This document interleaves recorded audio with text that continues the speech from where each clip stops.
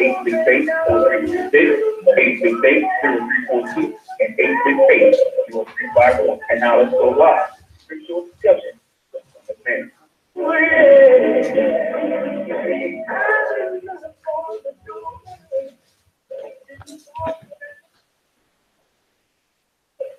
In the name of Allah, the Beneficent, the Most Merciful, the Truthful, and the Most Just. I greet all of you who are hungry and thirsty for the true understanding of the Holy Scriptures. I greet you all with the greeting words of peace. May Allah's Salam Alaikum. That's just another way of saying, may the God's peace be unto you. My peace I give unto you, which passeth all understanding. That is what is written. So now I'm here to do that.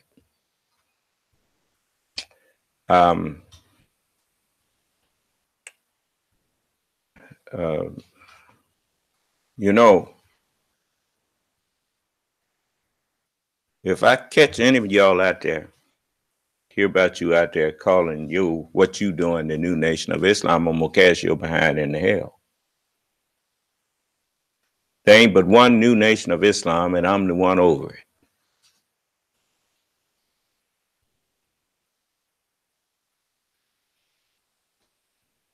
Now, if you think it's a joke, you try me.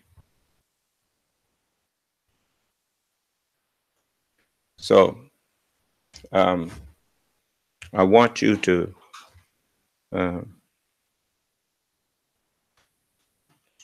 first, I need to let people who have legitimate disagreements. You know, what is a legitimate disagreement? That's just another way of saying an honest disagreement. No insults and all that stuff. Just a person who think that I've taught something wrong. You know, and you know, I expect that. That's what I've been preparing for the last 42 years. All you have to do is go and look at some of the, I think I want you to start uploading a lot of the videos where I was in conversations with people when I was a young man. Well, I don't say was, because I thought about what the messenger said. Methuselah would look at you and laugh at you to be talking about you old and you ain't even 100 years old yet. And he lived 965 years.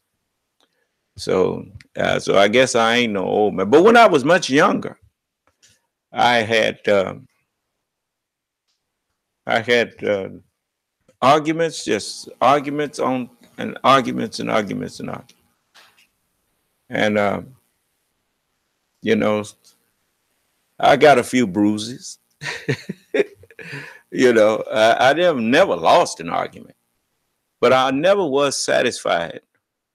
I used to leave and I'd be, you know, as I always do, I always go back over conversations I have with people. And Allah as good as say to me, now see, if you'd have just said this instead of, sometimes I used to get mad. And, you know, as youngsters do, you know, not mad in the sense of wanting to beat up nobody, but people would say things that would provoke me to anger. And, you know, you can't think straight when you're angry. It messes with your head. You know, strong emotions is like strong winds and strong weather. You know, and you get a lot of strong winds and all that stuff out there. You know, you know, it's like sticking your head out the window of the car going 50 miles an hour. And, you know, the only one who enjoy that is a dog. But you know, but it blinds you. It messes with your eyes. that wind, you can't, your eyes wasn't made to handle that kind of wind. And so likewise, you know,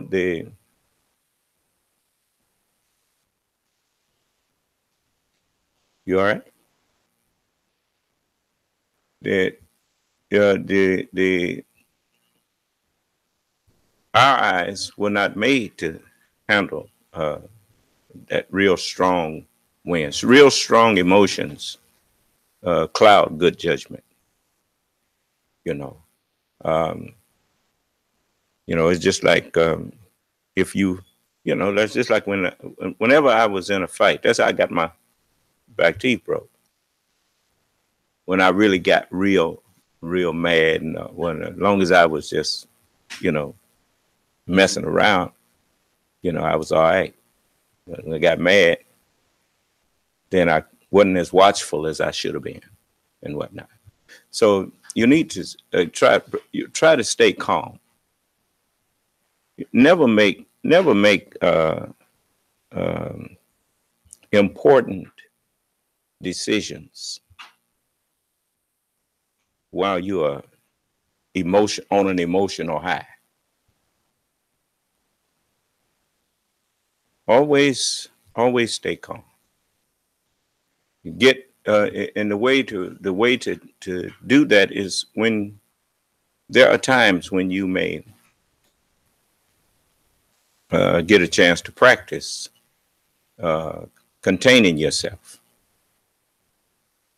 When people get you kind of flustered, that's the time not to run away. That's the time to do like, remember Bruce Lee in the Enter the Dragon? When he was trapped inside that elevator? He ran to the wall and ran there and looked, and then he looked around and saw there wasn't no way out. He just sat down and began to meditate, calming himself and waiting for whatever came next. Do you understand? Being apprehensive about it ain't gonna help you. When you don't know what's next, then you seek Allah's assistance through what? Patience, not through apprehension. So, because that's self-defeating. You say, well, you telling people how to fight. You can't fight me. You just think you can. But you think him who gave you some eyes and gave you understanding ain't got none. I'm not here to fight you. I'm here to save you. You can't fight me. You see that snow and stuff hitting these places? Here it is almost springtime. It is springtime. So this is no joke. Allah said he reserved that for this day of battle and war. That's why he told me, don't be afraid. I will uphold you. And so he's with me. And since he's with me, you can't be against me. You may think you can be against me. To be means to exist as that in that form. You see, I done shut everybody's mouth. Even you who's sitting up out there rolling your eyes, I done shut your mouth. You can't come in here and argue with me.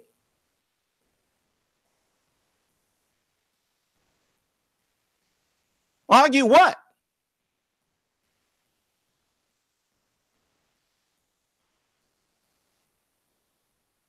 Just like I was listening to a man on the MPB.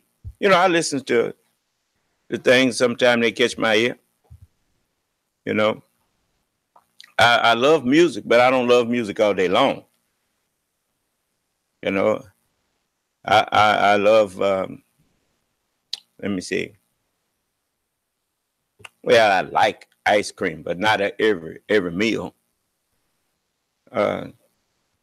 I remember my mother used to make homemade ice cream, and I used to enjoy churning it because I was gonna get it. If I churned it, I got a chance to keep the thing after she get through dipping it out.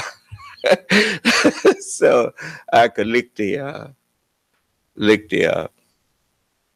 container, the cylinder, and we used to have to chip the ice up and put it next to it and put some salt on it to kind of help keep the ice from melting so fast. And we'd sit there and turn it, and you turn it until it started getting hard to turn. Then you knew that the ice cream was getting thick. But yeah, I think about all of the things that I experienced growing up, and it wasn't all bad. It's just like when I was in boot camp. I hated boot camp. I think everybody that was in there hated it, unless they was stupid. But anyway, I mean, because them MDIs, the drill instructors, they was some hard fellas to get along with. But as we got closer to the end of the 8 weeks, them was the longest 8 weeks I ever spent. But as we got close to the end, about halfway, 2/3 of the way through, they started changing the way they talked to us and whatnot. And then I began to understand what it really was about. They didn't have nothing personal against you. They was trying to take a civilian and turn him into a Marine. You understand? And so, and you didn't get that title. You wasn't no Marine when you first went in there. They didn't call you no Marine. They called you everything but a child of God. And but by the time you finish, if you made it through boot camp, and most did, most made it. There's a few people when they couldn't take it, but most people could take it. And because they designed it to be hard, but not to be impossible. It was, if you really was, since you volunteered, if you was really sincere, you would make it. And so that is the thing that those are some of the things that I experienced.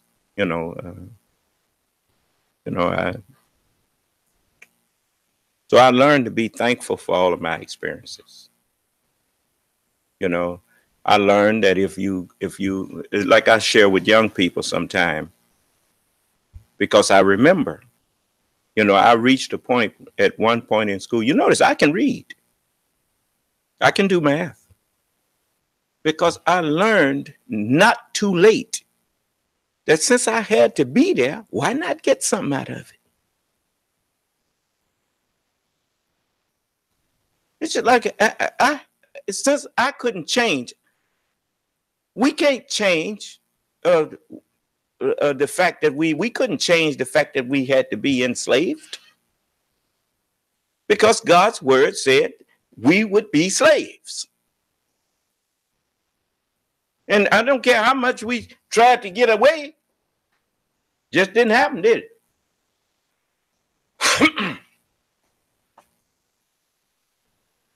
Well, since it was God's will that happened, and instead of getting mad, I decided now, instead of walking around here mad at the white people about slavery, I decided I would calm myself down, since God let it happen and said it was going to happen before it happened. Then maybe he had a purpose for me doing this. when you realize that there was a purpose behind it, Allah don't just do things. He don't just, there ain't nothing happening by no, cause he has the foolish statement that life is a tale told by an idiot full of sound and fury, signifying nothing. No, life don't signify nothing.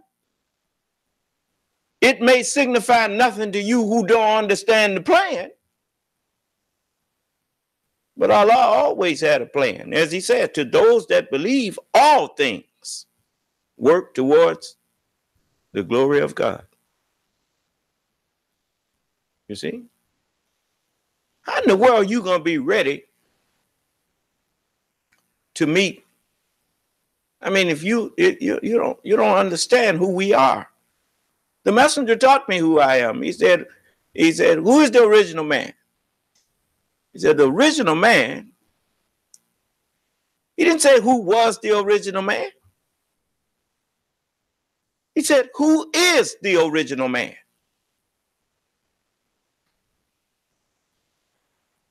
That's present tense.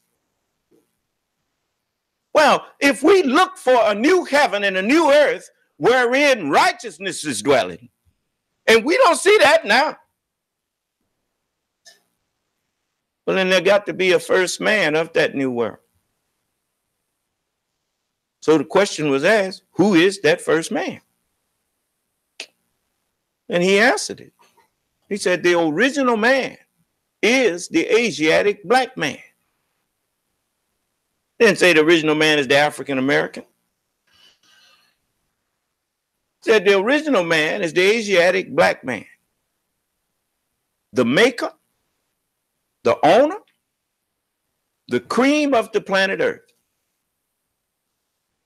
You know, you don't see cream come up out of the milk on its own. You got to churn it, don't you? Huh? What churning it do?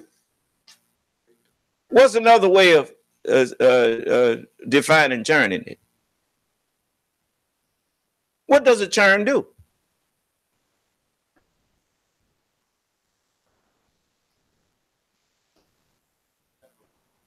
It agitates, man.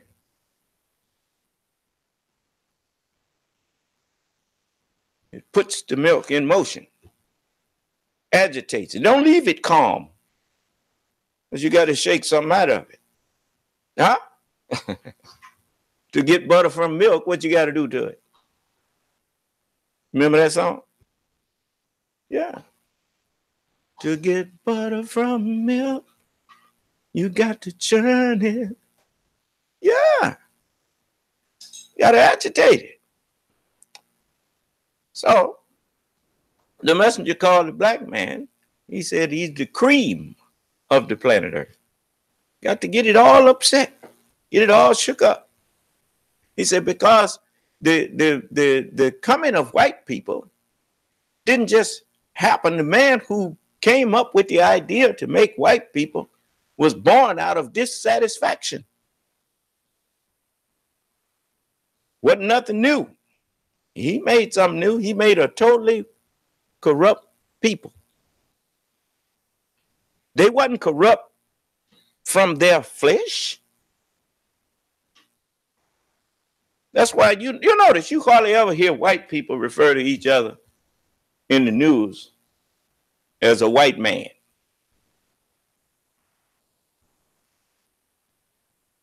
Think back. You hardly ever hear them say white man. They may say white male, but they use the term black man or black male regularly. He's a black man.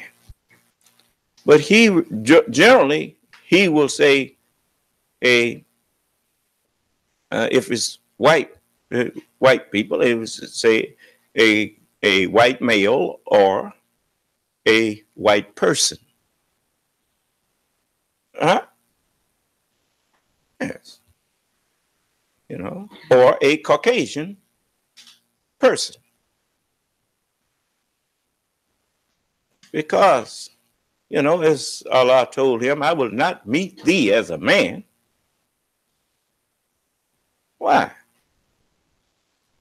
Because God is man.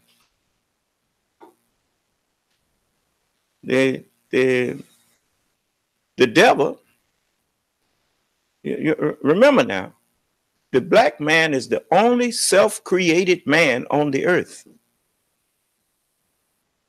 He made others from himself.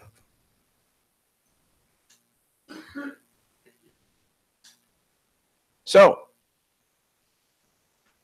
this, uh, you can jump in and argue with me if you think you got an argument. But the devil is not a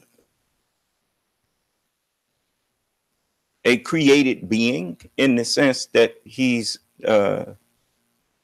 kind of like darkness, like doctor. You know, even though we create doctor and we created devil, but not in the sense of what you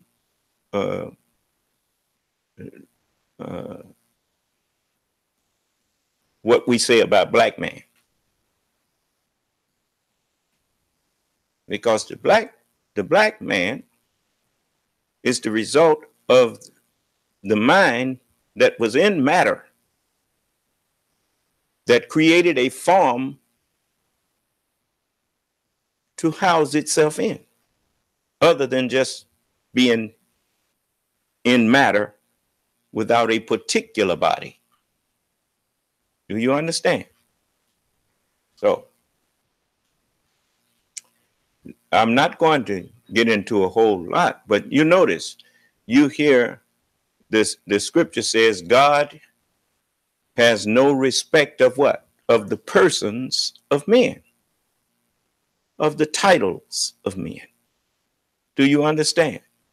You know, when you look at a room full of people, you may ask, I mean, you see there's nothing in there but people.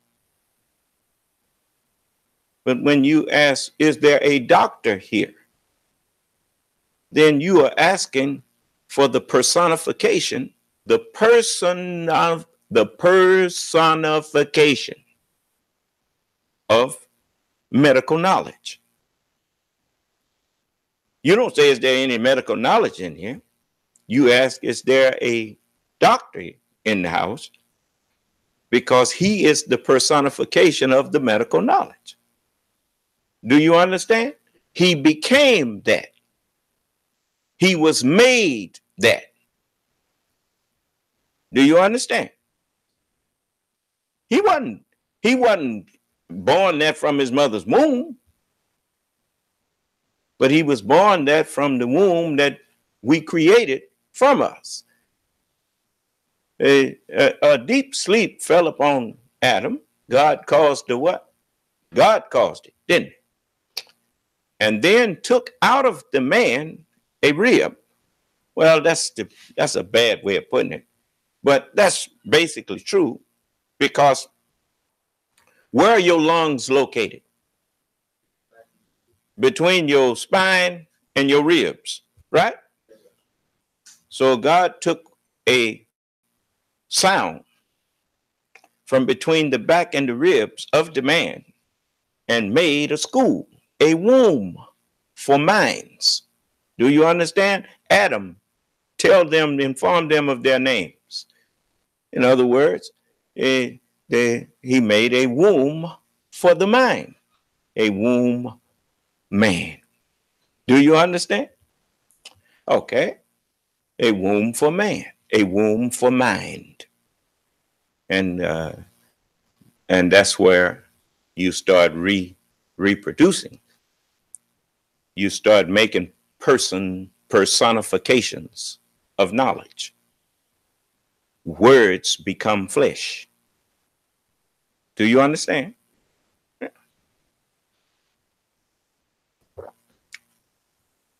So he knows that You know, he's a white person. What person? The personification of devil. You see? Do you understand?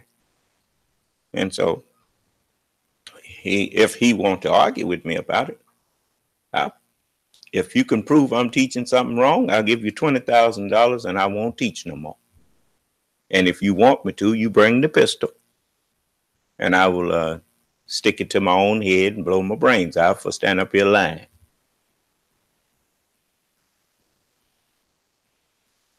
You see? So now that I'm here, it's time that the mystery of God be finished. The messenger told you that the black man is God. Well, I'm the black man that he was talking about. I'm the one that the word is with. The truth is with me. I am the best knower. No man knows who the Father is but the Son, and he to whom the Son will reveal the truth to, because the Son is the only one who knows the truth. He's the best knower of the truth. I, Allah, am the best knower of the truth. Do you understand? Yeah. Now you get mad all you want, and jealousy and envy ain't gonna help you either. That's gonna ruin you. So I didn't just come into being on accident. 400 years of suffering brought me here.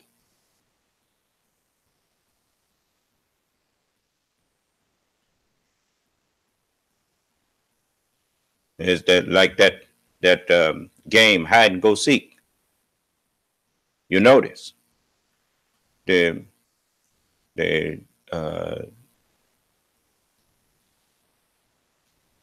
we were lost to our people. Huh? For a while, when you told if you went somewhere to Africa or someplace, and sometime I will let you hear one of the sisters, a sister named Christine. She was one of the secretaries of the messenger, and she was over in Africa, and they asked her where was she from, and she said, I'm from America. And they told her, oh no, there are no black people in America. They didn't know we was over here. They didn't know what happened to us when we got kidnapped. And so if I'm lying, why don't the white man come in and say something?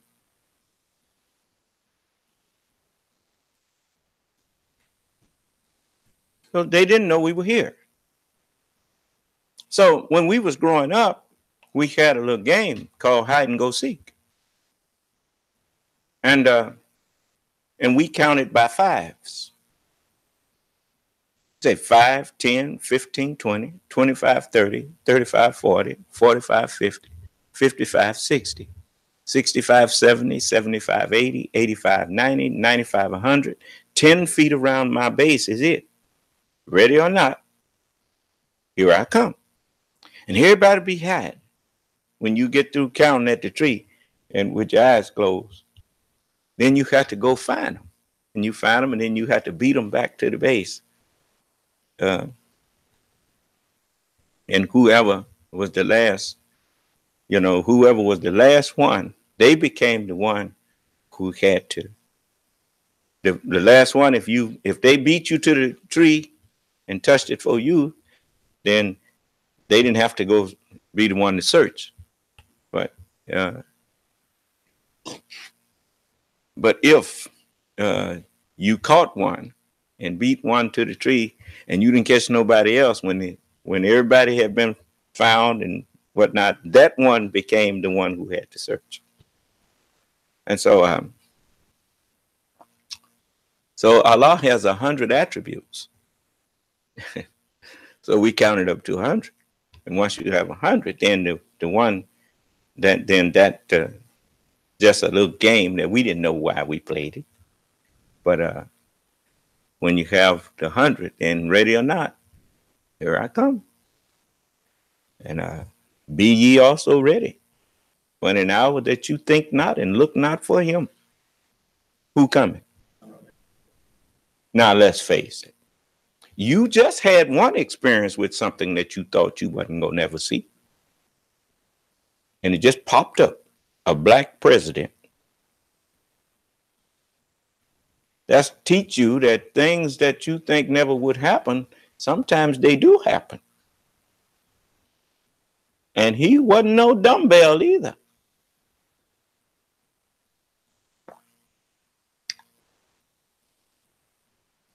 Well, it's a lot easier to believe that I'm the Lord now since you've had a black man as president. It don't get no higher than that. Not in this world. It don't get no higher than the president of the United States. And Putin wish he could be that. But that just don't get it. Ain't nobody show the kind of respect for no other world leader like they do the president of the United States. Even the Honorable Elijah Muhammad called the president something. He said, not a one of us, when he was talking about being proud, he said, not a one of us is the president of the United States.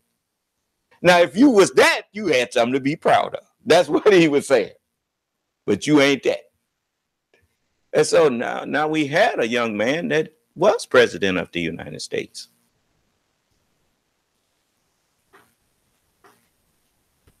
That's to show you that to be a ruler, that's nothing new for us. We ruled this planet for trillions of years before any of these young races of people ever came about. They gave you a little, just like that movie didn't excite me. Panther, Black Panther. Yeah, I mean, that's no news to me. It's a whole lot of things. It's a whole lot of things that you about to find out about the black man. There's a lot of you gonna be disappointed because you wanted to make us nothing when in actuality we are everything.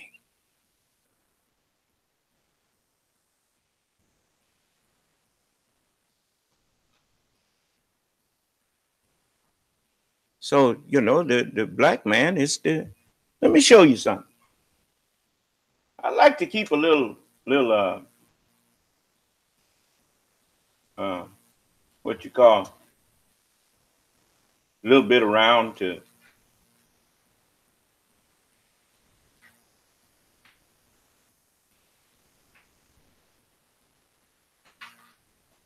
now, I'm not going to bore you. I don't mean to bore you. But I don't like people trying to make something into nothing. Do you realize that there's no such thing as being able to turn something into nothing?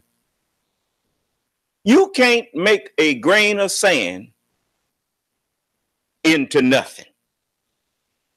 You ask any physicist,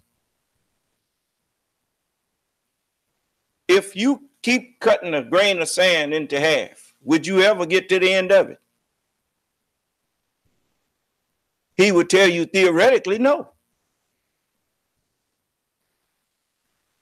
You always have half of what you just cut. And you will keep on getting that. Into infinity. Just because you can't see a thing don't mean it's nothing there. You can't see your mind. But is it there? I rest my case. Huh? So we have much that we can talk about. So you can't take what President Obama did. Even if you erased it all, it was still done. Huh? I'll tell you what you do. If you notice, you didn't work with a pencil before, right? When you draw something on a piece of paper or whatnot. Now, you may erase it, but you keep on erasing, you'd have to you tear up your paper. Because if you look real close, it's still there. Huh? You can't undo what was done. You can try to make people forget, but we fixed it where you can't forget. You know, it's let me show you. Here.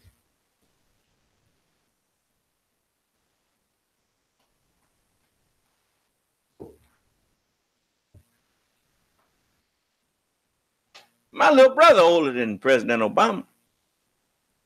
You know, so if I say that young man, I know what I'm saying. So, let's see here.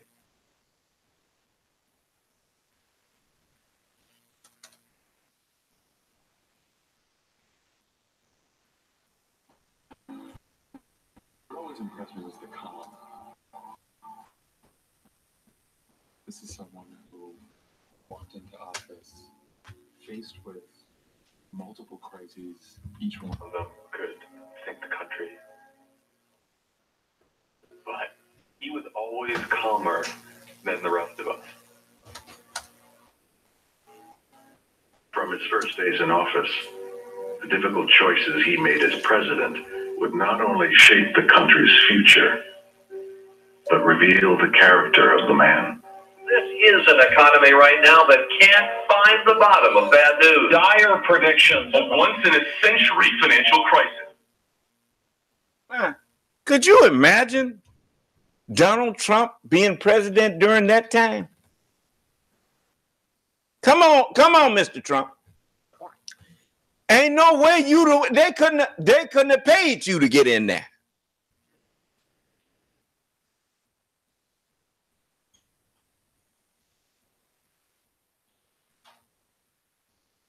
Then he leaves office and the country's unemployment and everything was 4.5%, and now Donald Trump trying to take credit for it.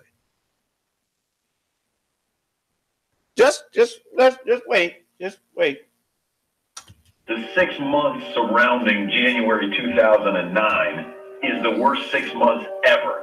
Mr. President, millions of people are going to lose their jobs, financial systems locked up, and it could collapse. Tonight, a top GM executive warns, without help, the company will default. There is no plan B. As I looked around the room, there were so many brilliant people, but at the end of the day... Now, understand something.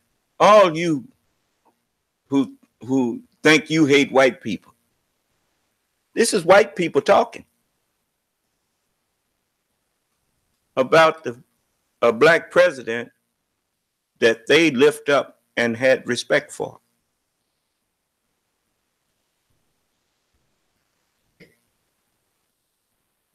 You better quit trying to judge people by their color.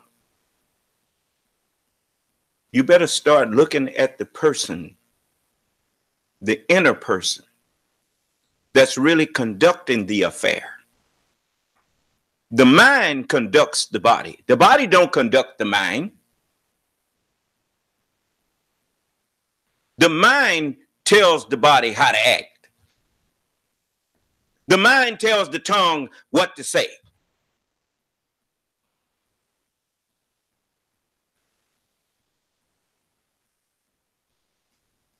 Stop being stupid.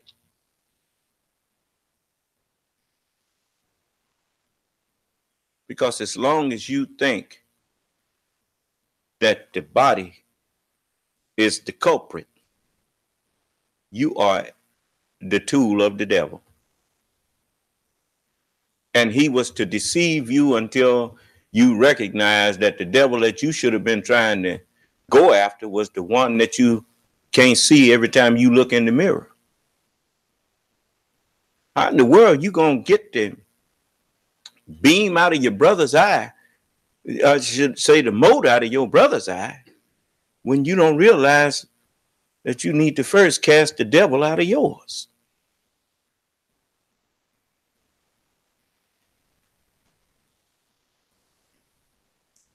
You know the beam. You know what the beam in the eye represented. Haven't you ever went to an eye exam? You see that little light beam that man shoot in your eye? Could you see anything? He need to get that beam out your eye first, don't he? And until you get the proper understanding of the light, you've been looking in the Bible and the Holy Quran. You know what that was like for your mind? It was like looking into, like your eyes, you using your eyes to look into the sun. Them beams blinded you. But I'm here to give eyesight to the blind. Don't look at the sun. Look at what the sun is pointing out to you. That's all right. Let her rest.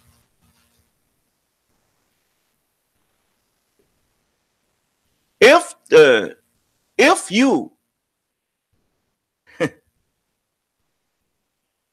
if you can't get past the fact that I'm black, the book told you that the sun became black.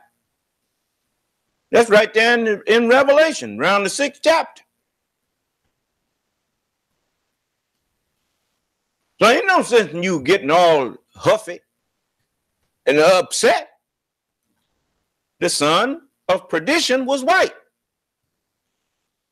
That's why everybody is damned right now. Everybody is held back from understanding the word of God because you've been being taught by the material man, by the natural mind. And a natural mind just cannot discern spiritual things. Huh? You see, but I'm here now. Since all in the first man, Adam, the first mind of Adam caused everybody to spiritually die. But mentally, it got everybody ready because it taught you to understand the natural universe. You're a natural man. You should know something about the natural universe and the things that you are made from. You are the elements walking around here in flesh and blood.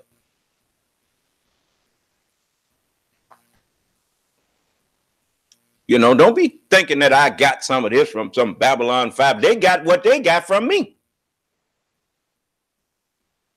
I, a long time ago, said that we are the universe studying itself.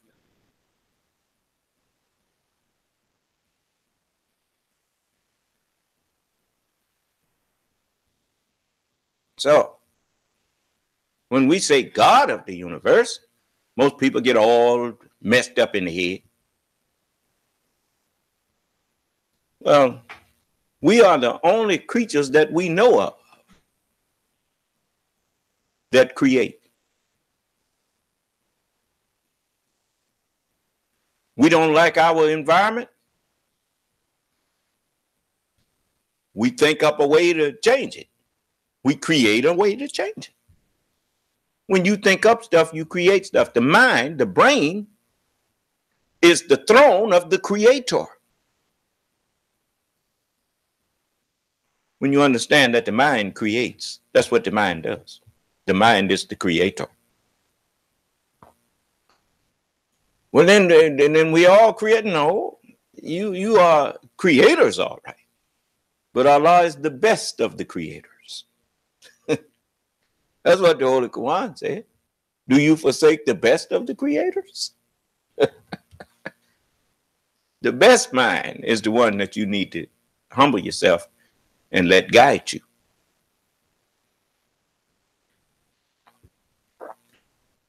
I mean, you have the potential right now. This world is at a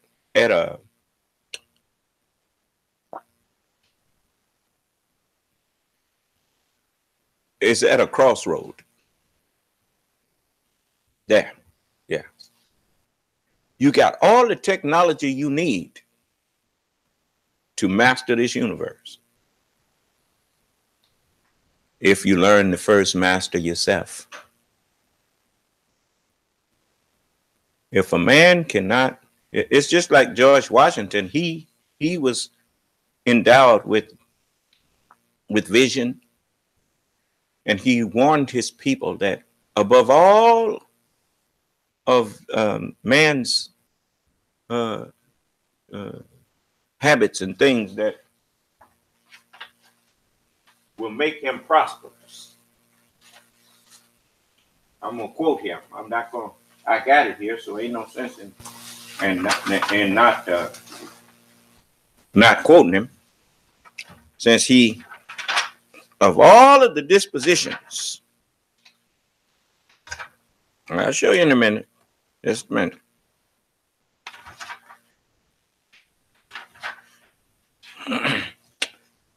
This is George Washington. You go get George Washington's farewell address now that you done stopped tripping. You go online, just bring it up. Washington's farewell address. And you'll get to the point where he talks about religion. He said, of all the dispositions and habits. You remember James Brown sung that song? He said, "You're out of sight." In one part in there, he said, "You got a sweet disposition." What does that mean? I mean, the way that you are disposed to conduct yourself is sweet. That's what he was saying to the woman. Huh? You understand? Okay. Well, he said, of all the dispositions, of all of the ways that you conduct yourself and you are disposed to carry yourself, all of the dispositions and habits, things that you do over and over are called what? Habits.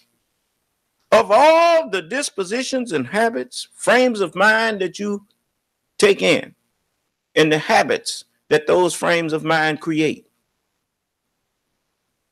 which lead to political prosperity. Since they called that arena of government the political arena. Well, of all of the dispositions, all of the frames of mind and habits that those frames of mind lead to,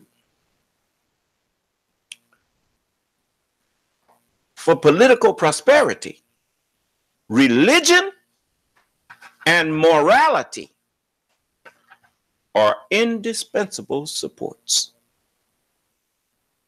If you want to be politically successful, if you want your government to be politically successful and your people to be happy, you must maintain religion and morality as indispensable means of support for that. He said, in vain,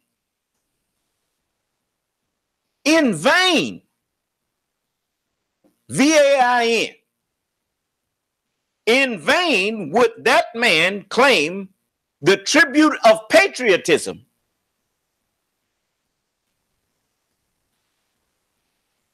who should labor to subvert, to overcome, to overturn, to subvert these great pillars of human happiness. I'm going to tell you something. The more you practice keeping your word and abstaining from doing things that are not associated with righteous conduct, the more you practice righteousness, the thing that you learn is the more self-respect and the more peace you have within yourself. The more self-worth you acquire. You become well pleased with yourself.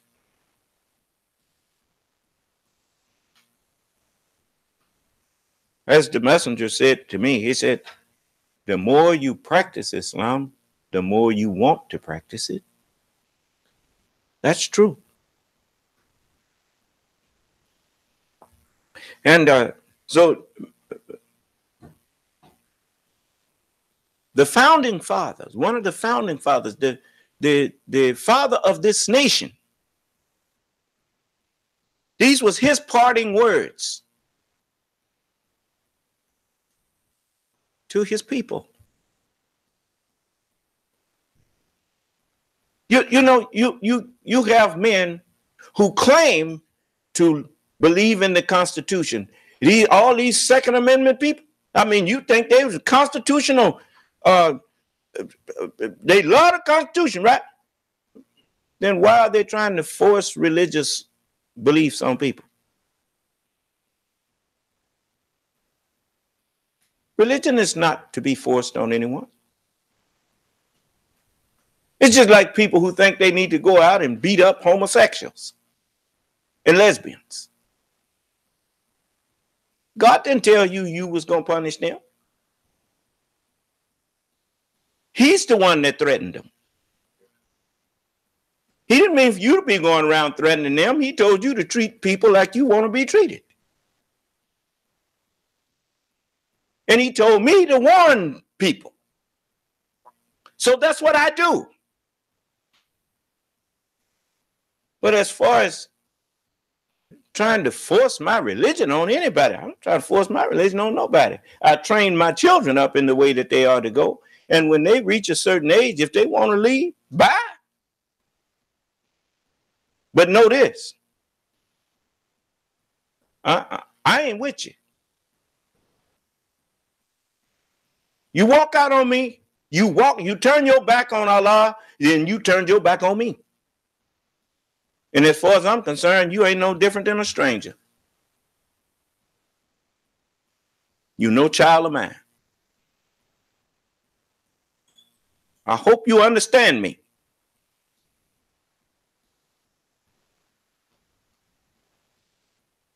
You're the embodiment of unrighteous conduct. So, and that's the way you should feel. If I walked away from the truth, then you what? You love Allah, you love someone who turned on Allah. You know, I don't care how much you love somebody. I'm gonna show you how backwards you think. I have yet to go to a funeral and stand by the grave site. And when they lowering that casket down in there, I don't care how many people crying, don't nobody jump in there. Don't nobody jump down in there and say, bury me with him. No, you ain't gonna bury me in hell with you. No. I'm here with the keys of hell and I'm opening it to let you out. But if you don't want to come out of your misunderstanding, well, you stay in it, but you're going to stay in it without me. I look like acting like I don't know the truth when I know the truth. No. Anyway, Mr. Washington said, in vain would that man claim the tribute of patriotism who should labor to subvert these great pillars of human happiness. These firmest props of the duties of men and citizens. The mere politician equally, notice he said the mere politician. This is for all people who think that because you become a senator or a congressman that everybody should look up to you. You're just merely a politician, man. You should look up to the people who put you there by their vote, not by their money.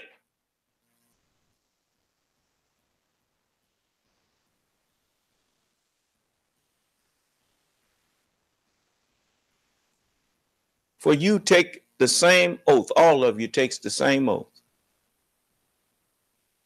to uphold and defend the Constitution of the United States against all enemies, foreign, that covers Mr. Putin, and domestic. How you know Mr. Putin is an enemy to Donald Trump? Say he a friend. Well, then why is he a dictator and you are a democratically elected leader? He go through the motions of an election when ain't nobody running against him. And when somebody tried to run against him, he put him in jail, like you wanted to do Miss Clinton. Lying on that woman. Well, that's what happens when you don't care nothing about God, when you don't have any religious principles, when you don't have any morals. Grab them by the what? Is that what he said on the butt? I mean, and they let you do it because you're a star, you know.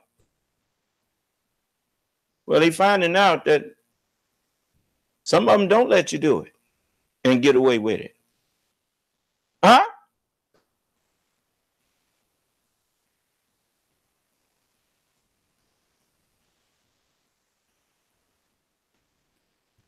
You know, you so filled with hatred.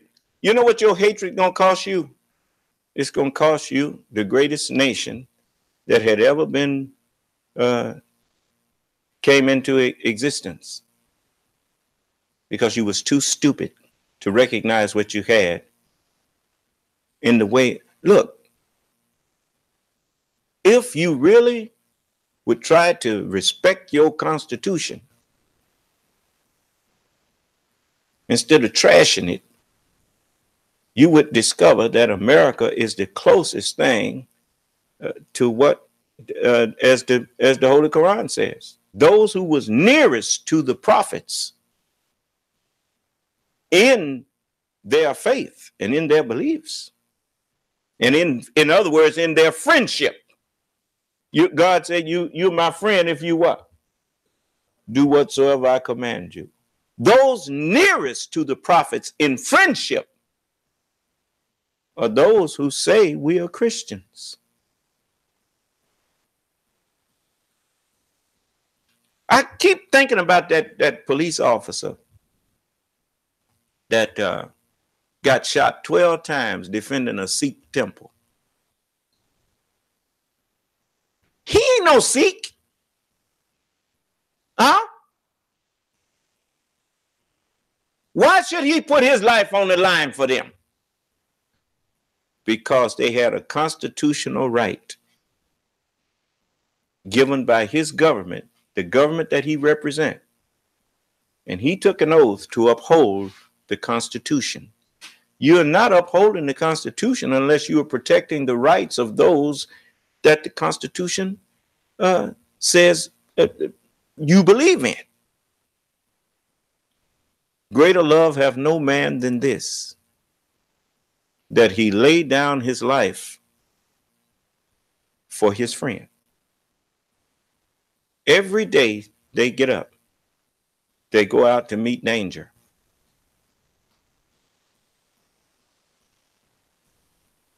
And sometimes, especially lately, they have to meet danger for people who don't care nothing about them. You know how, I know how that feels. I've been working for people who don't give a damn about me all my life, all my adult life. That hurts, man. When somebody that you thought cared something about you, you find out they don't care nothing about you. Now, what will you do? Will you become bitter and cynical? Or will you remember that the good that you do is not really for them? It is your way of manifesting what kind of person you are to the one that it really counts with. Anybody can be nice to somebody that agrees with them and likes them. Where your trial come in at, if you're a righteous person, you're supposed to treat everybody with dignity and respect, regardless of how they do you. And if you can't do that, then shake the dust off your feet, leave them. Do you understand? So, okay.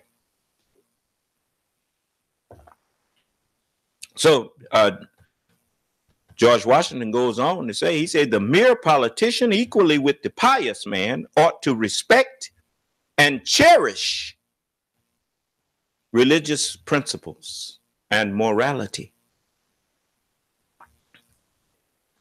He said, a volume could not trace all their connections. You know, the encyclopedia is voluminous. It's a volume of book. Huh? George Washington say a volume could not trace all of their connections with private and public felicity. Felicity means happiness. And he says, let it simply be asked, where is the security for property, for reputation, for life itself, if the sense of religious obligation desert the oaths? You know how people say, I would tell the truth. They take the oath of office. What good is it putting your hand on the Bible if you don't believe in the Bible? If you don't believe in the God who the Bible talks about? Huh? Where is the security for property? People, the Constitution says that the citizens have a right against unlawful searches and seizures of their property.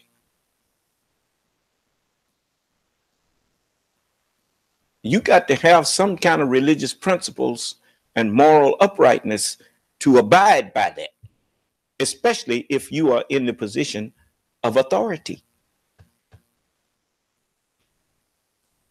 But what happens if you see your position of advantage that you call authority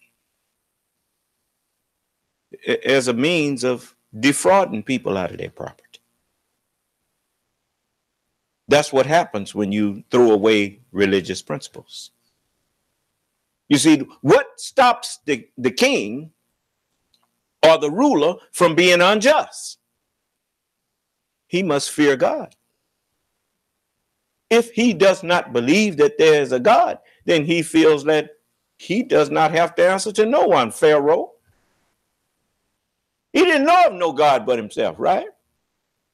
Till he started drowning. Oh, and he did drown. He went down, saying, Allahu Akbar. Do you understand? Oh, yeah. And it says, let it simply be asked, where is the security for property, for reputation, for life, if the sense of religious obligation desert the oaths, which are the instruments of investigation in courts of law, or in courts of justice? Excuse me, it said courts of justice. And let us with caution indulge the supposition that morality can be maintained without religion. Any man who claims to have morals and does not believe in religion is deceiving himself.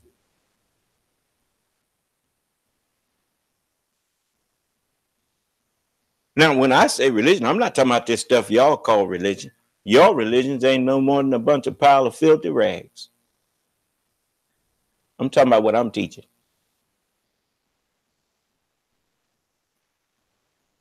Now, why do I get away with saying things that nobody else could stand up and say? You ain't never heard nobody stand up and say that in a public forum where you can unmute and talk back. I get away with saying it because I'm the Lord.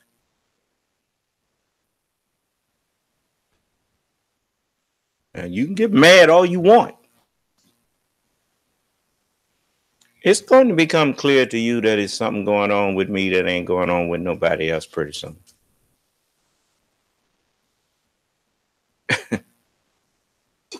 Sir, you have a question.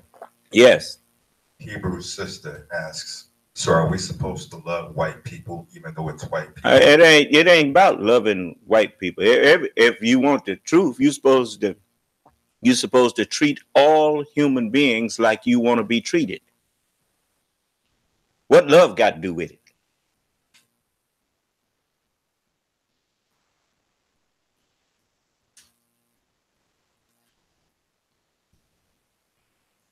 You don't have to love a person to treat them like you want to be treated.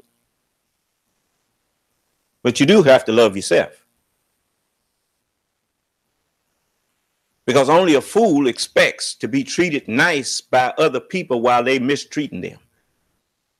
You want to go around mistreating people. Why are you surprised that people mistreat you? Allah didn't tell us to treat people as we would like to be treated for their sake. You discover that as you do that, as I have discovered. That's for my sake.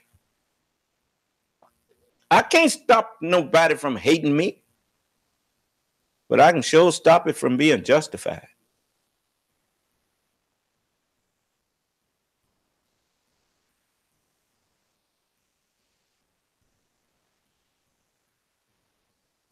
No, I'm not going to do to you what you do to me. I'm going to do to you what I would like you to do to me.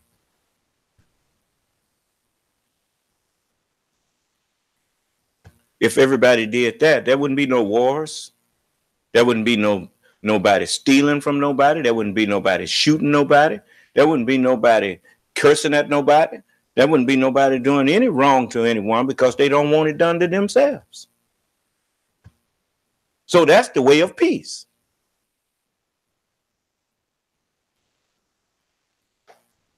And I'm going to tell you something.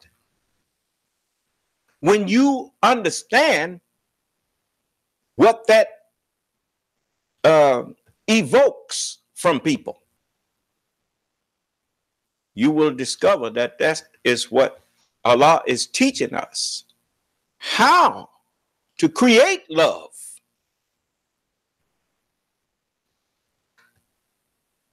For none of y'all love nobody. I mean, you all act like you are we supposed to love it? You don't even love black people. You go to the emergency room of any hospital where you see black people living and go and see who putting who in the hospital. White people ain't no different. They're doing the same thing. You just saw that man bombing these people. Y'all don't love nobody. You talk love. And that's as far as it goes.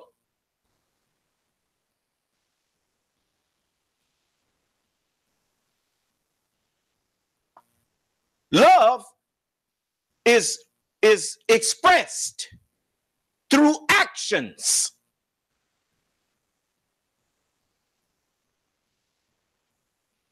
And so far, I don't see nobody full of love but me.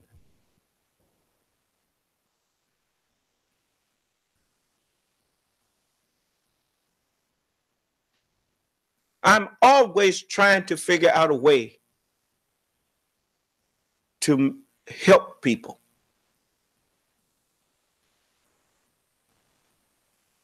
Everything I do is geared towards helping human beings be better.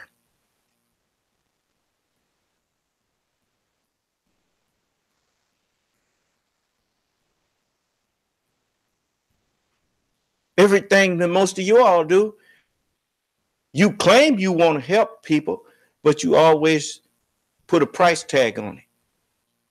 That's not love. Your love is that money that you're trying to get. You love money.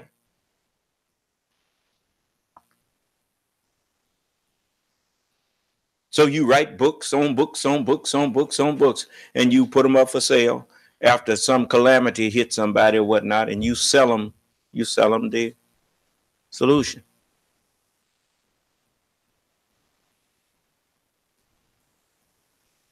I want money too, yes. But the reason I want money is because I have plans that require money that will enable me to really fix it where you don't need no money no more.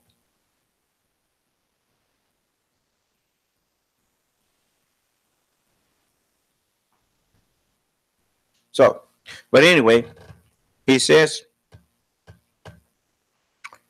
and let us with caution indulge the supposition that morality can be maintained without religion.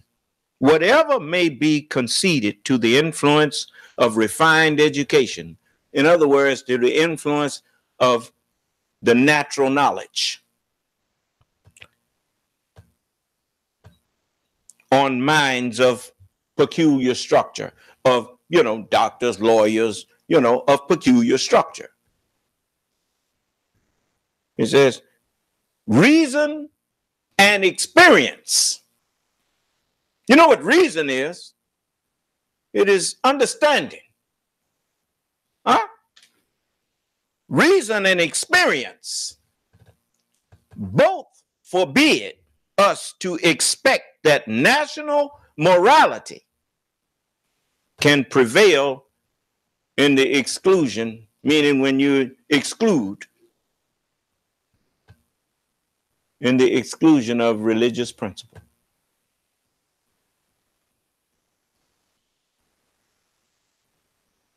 When you throw religion away, you've thrown morality away, and you have thrown peace away, and you have thrown honesty and dignity away.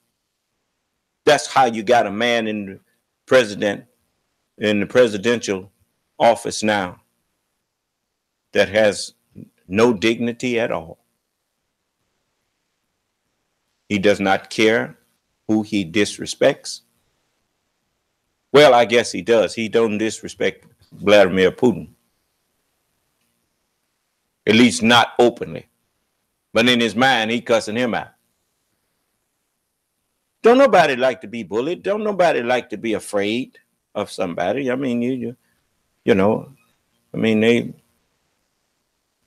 even if he just envy him and want to be like him, he want to be a dictator like him and can't do it in America yet, even though he want to,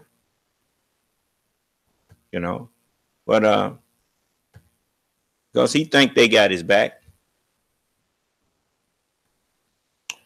Mussolini thought Hitler had his back. Don't you know that for someone to have your back, that is a religious principle?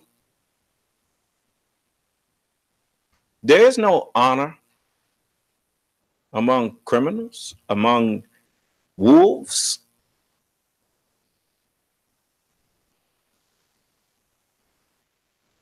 If they see weakness, they exploit it, regardless to who you are. They ain't got no friends. They got temporary alliances. And everybody knows that if you would turn on who would trust you? If you turn on your own country, then what person in their right mind, even if you work with them, would ever trust you not to turn on their country? Huh? Traitors are not,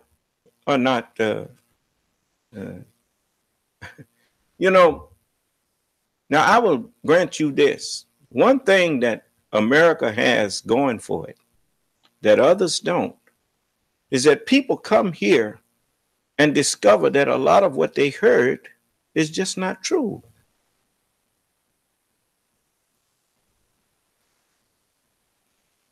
And they discover that it truly is a land of opportunity. And that the rights that you are given truly are there. That's why so many Caucasian people come here and decide that they're not going to help you tear this country up. Let me show you something here. I mean, just look at this. I mean, there was only one man in that room who had to make the decision, and all eyes were on him. Everybody, Democrats, Republicans, do not rescue the automobile industry. The question that the president asked again and again and again had to do with how many jobs would be lost. Whenever folks were arguing about numbers and politics, he was always the one who brought it back to people.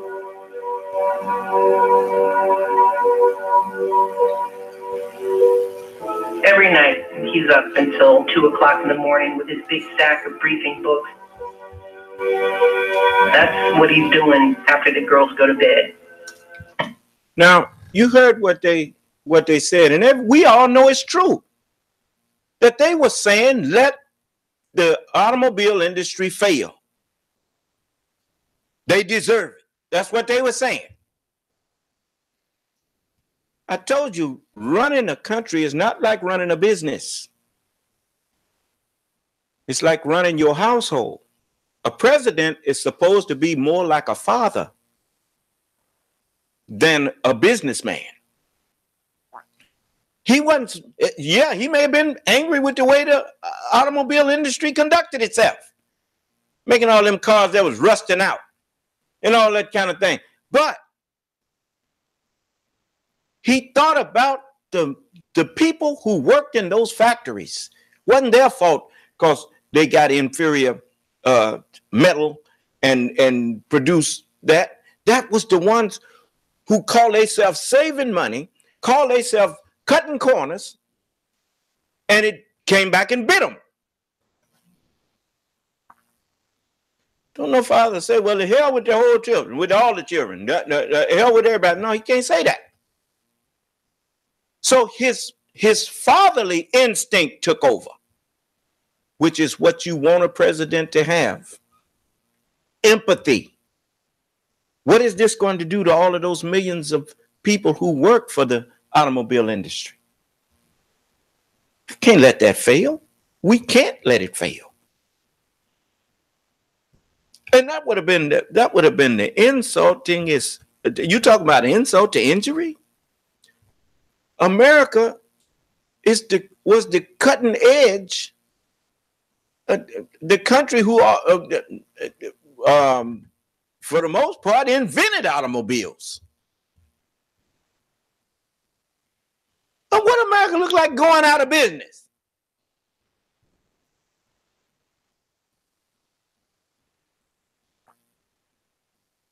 So even though everybody was telling him, no, let it fail, let them file bankruptcy like everybody else, let them go. Yeah, well, in the meantime, what about the people who work there?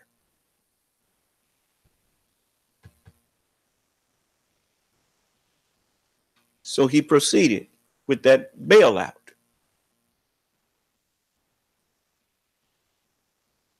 Which was the right thing to do.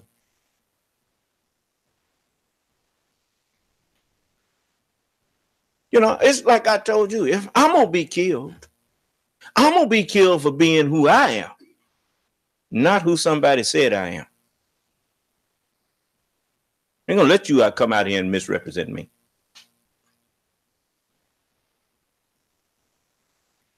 If you want to know what I teach, come to my class. I ain't got nobody teaching for me. You want to know what I think about anything? Ask me. I'll tell you.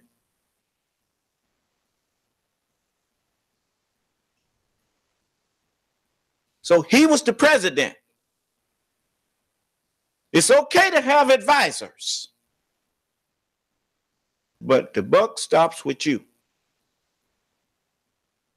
You have to take the blame for whatever decision is made, because the decision is up to you.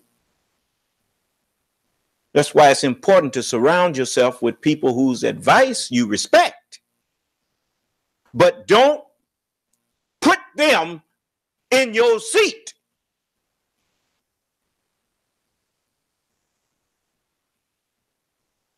Because I'm going to tell you something.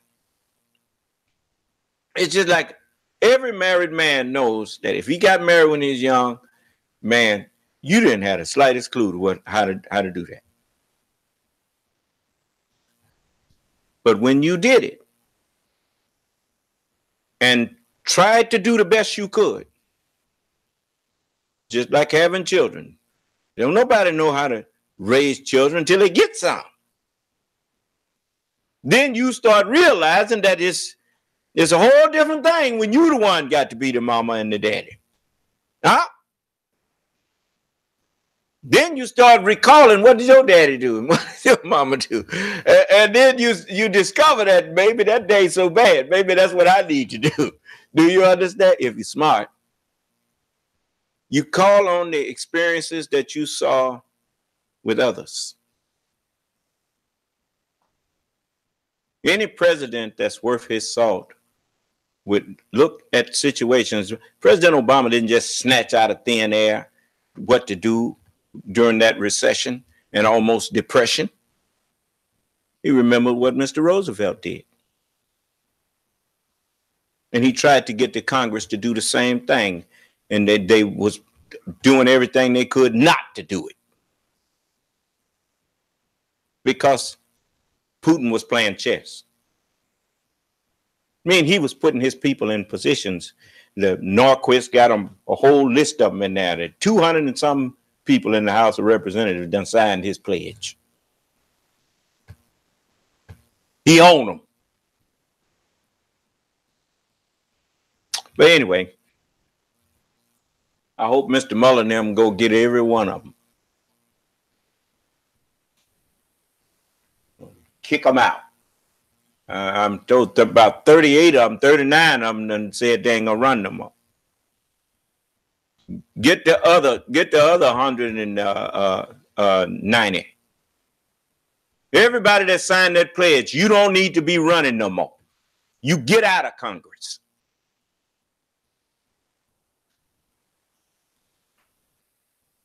Anyway, you're surprised that I'm doing this. You know, the messenger told you, he said, if God wanted to continue to let them live on the earth, that's him and God. That ain't got nothing to do with you. You just get that part that he give you and don't be worried about it over his.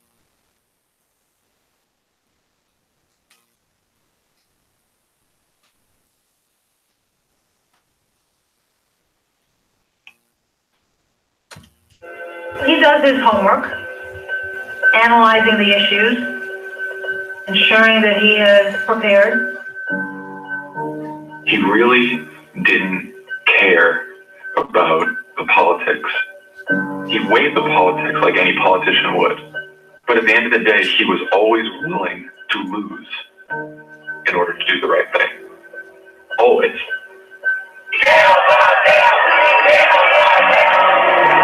A lot of people argued the politics were too costly.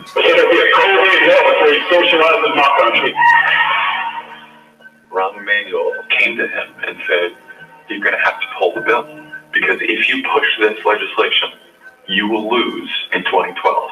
He knew there would be somewhere between 10 and 30 million people who would not get health insurance. Millions of people were being discriminated against by insurance companies. When you hear people more worried about the politics of it than what's right and what's wrong, I want you to think about the millions of people all across this country who are looking for some help.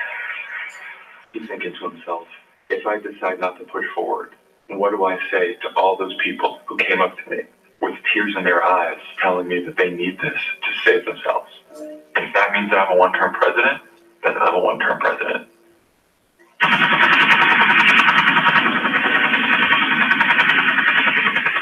Nothing comes to the desk of the President of the United States unless it's almost impossible. And he has to figure it out. The most critical thing was he there? We never knew that for sure. The President turns to every principal in the room. What do you recommend I do? And they say, well, 49% chance he's there, 51. It's a close call, Mr. President. He said, all right, thank you. He said, I'll give you my decision in the morning. It dawned on me, he's all alone. This is his decision. If he was wrong, his presidency was done. Over. There were times when he could not find a way.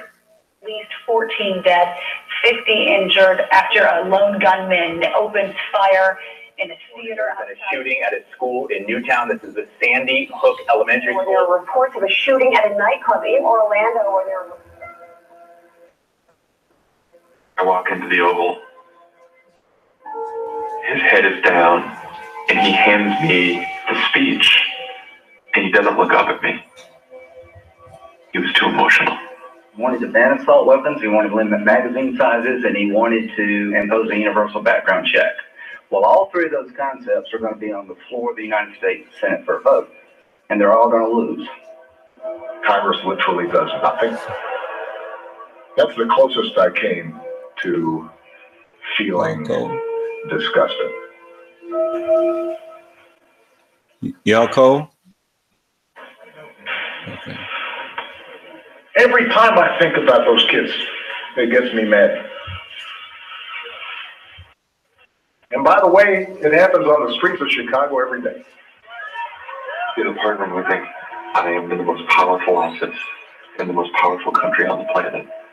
And I can't do anything to erase what just happened. We gather here in memory of 20 beautiful children and 6 remarkable adults. They were mothers and fathers. They were husbands and wives, sisters and brothers, sons and daughters, friends. He thinks of it in terms of if we're his son, his daughter, his wife. He actually feels the pain.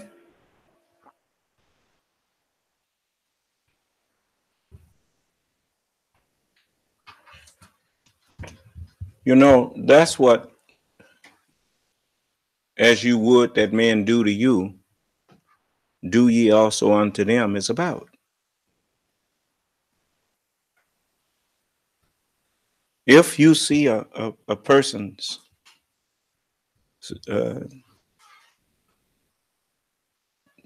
lose a loved one,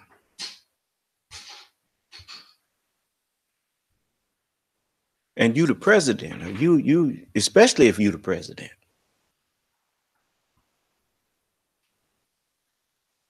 you imagine that it's your loved one. Then you don't have to fake it. You can feel if you just put yourself in their place.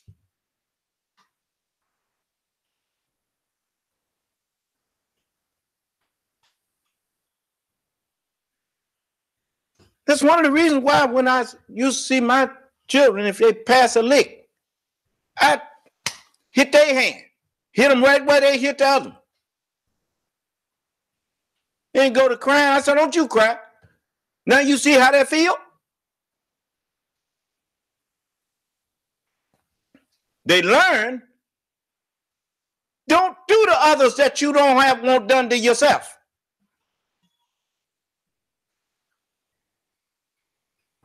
Withhold not correction from the child. If thou beatest him with the rod, he won't die. Thou shalt beat him and deliver his soul from misunderstanding.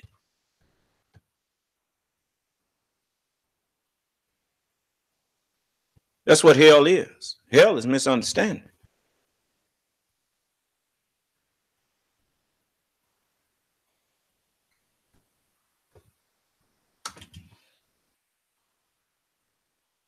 May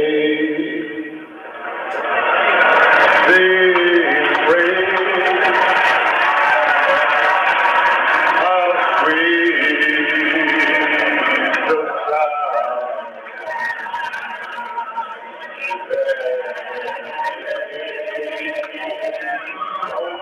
When we were lost, he asked us to believe and try to see ourselves in one another.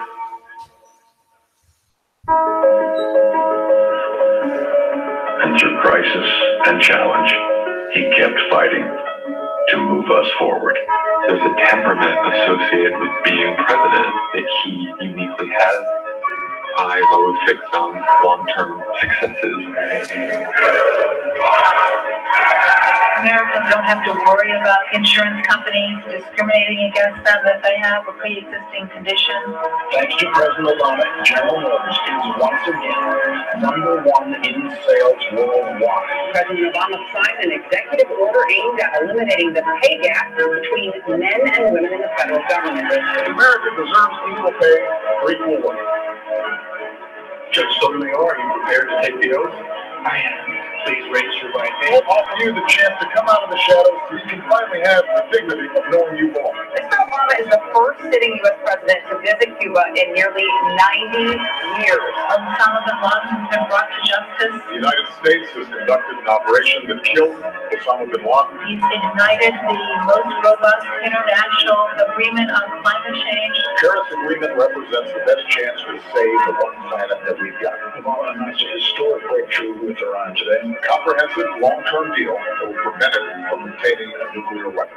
He has this deep conviction that at big moments when we need to, we can still come together as a country, and that out of a long political darkness, a brighter day will come. Where we have read from the bench, there is a right to marriage equality. I repeat, there is a right to marriage equality. Today we would say that we made our union a little more perfect than what we want. Job growth today, 10,000 points higher. That's the longest stretch of private sector job growth in our history. The First Lady said it best. Being president has not changed who he is. It has revealed who he is. His core values, his principles, his temperament.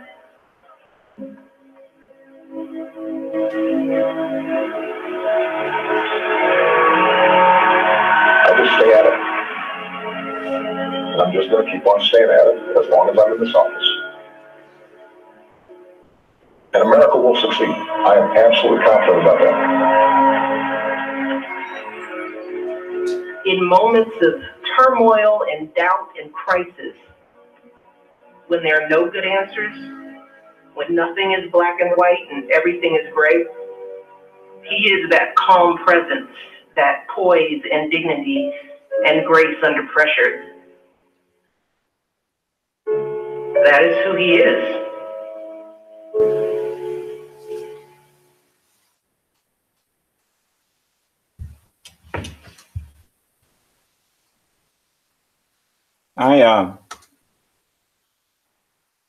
I just want to show you these things.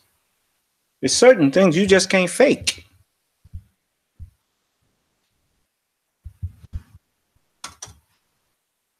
You know, regardless to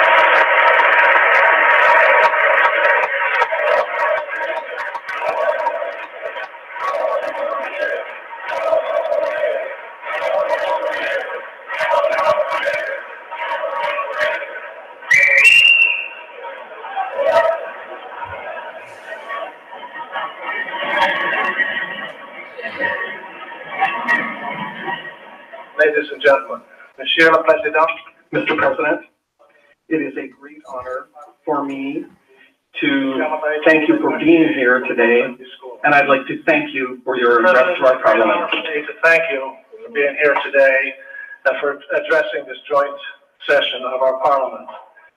The obvious enthusiasm which you have been received has already spoken far more eloquently than anything I might add about the admiration which we have for you.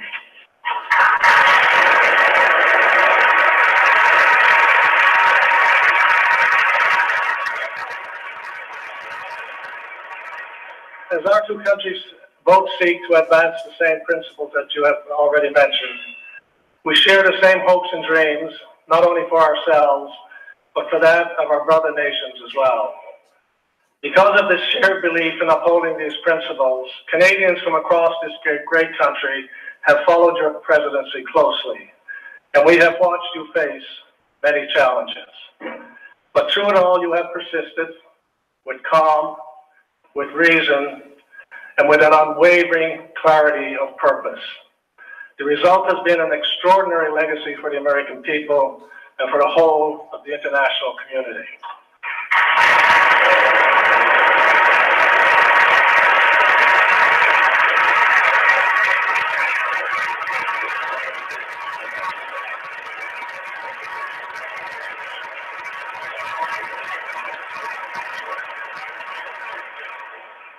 The great American philosopher and war veteran, Philip Haley, when writing about the turmoil in the world, said that we are, each of us, living in the eye of a hurricane. The destructive and cruel power in the world of both nature and our fellow human beings is always nearby, swirling around us. But in the center, in the eye of the hurricane, there can be peace and calm, and our job, individually and collectively, is to do our best to push out the borders of the eye of that storm, to expand the calm, to expand the reasonable and the good that is and can be in the world we live in. Mr. President, in a world that has so often seemed driven by waves of anger and destruction, by unimaginable acts of violence and forces beyond our control, you have stood tall. You have stood tall for the power of reason over passion and principle over politics. In your own words, you have cautioned us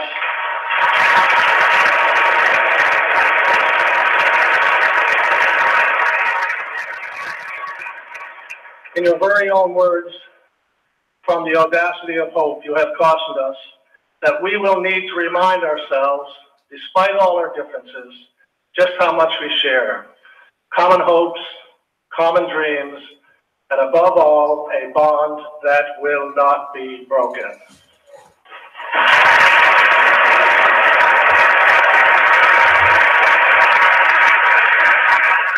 In closing, Mr. President, on behalf of all of my parliamentary colleagues, and indeed on behalf of all Canadians, I thank you for the very inspiring words you shared with us today, for your years of leadership in the world, and most especially for your very strong and enduring friendship with our great country, Canada.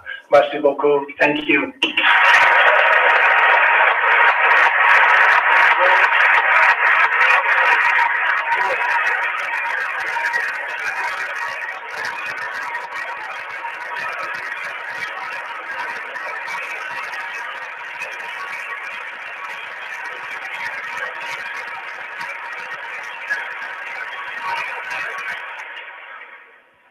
President, Councillor, you mentioned the few flecks of gray you have in your hair. Well, when our newly minted Prime Minister Trudeau visited you last fall in Washington, you very kindly tried to prepare him for the graying effect of leadership, telling him, if in fact you plan to keep your dark hair, you'll have to start dyeing it early. May I just say to you both, it could be worse.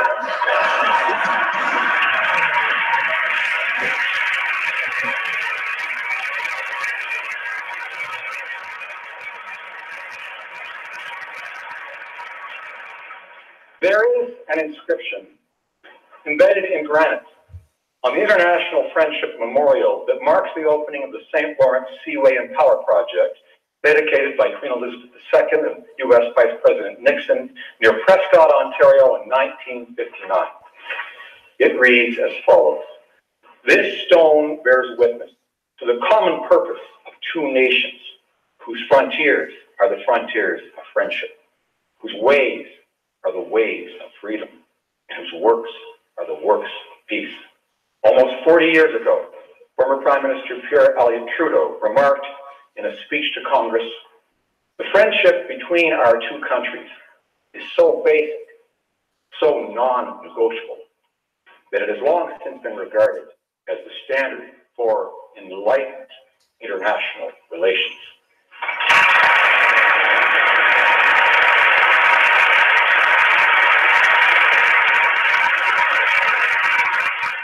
And when you last visited us in 2009, sir, you echoed those sentiments, saying, "As neighbors, we are so closely linked that sometimes we may have the tendency to take our relationship for granted.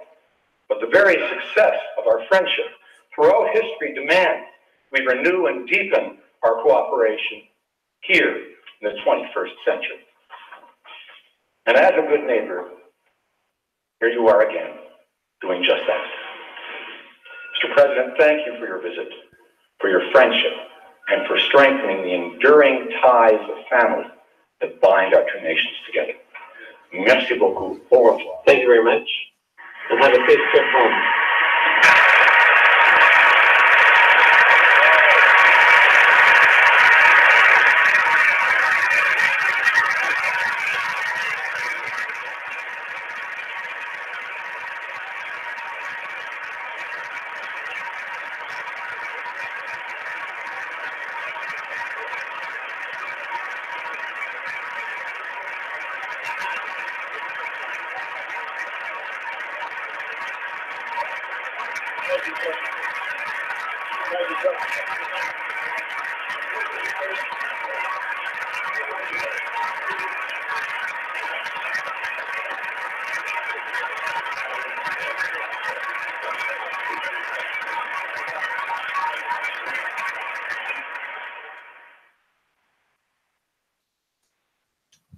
As you can see, he did not embarrass America.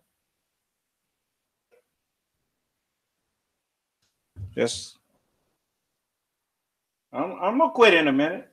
I know you want me to quit. Just give me a minute. I'm gonna quit in a minute. But I wanted to show you some of these things. Let's see here. I have a lot of things.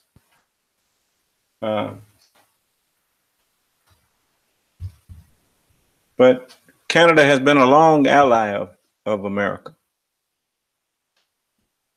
And he did not break that chain and didn't do anything to make them feel what has happened to America.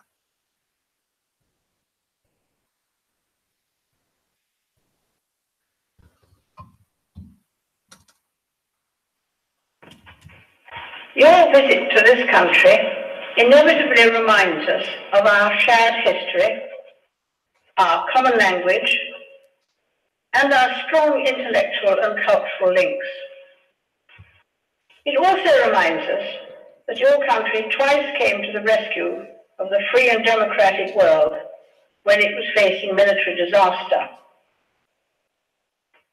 On each occasion, after the end of those destructive wars, the generosity of the United States made a massive contribution to our economic recovery.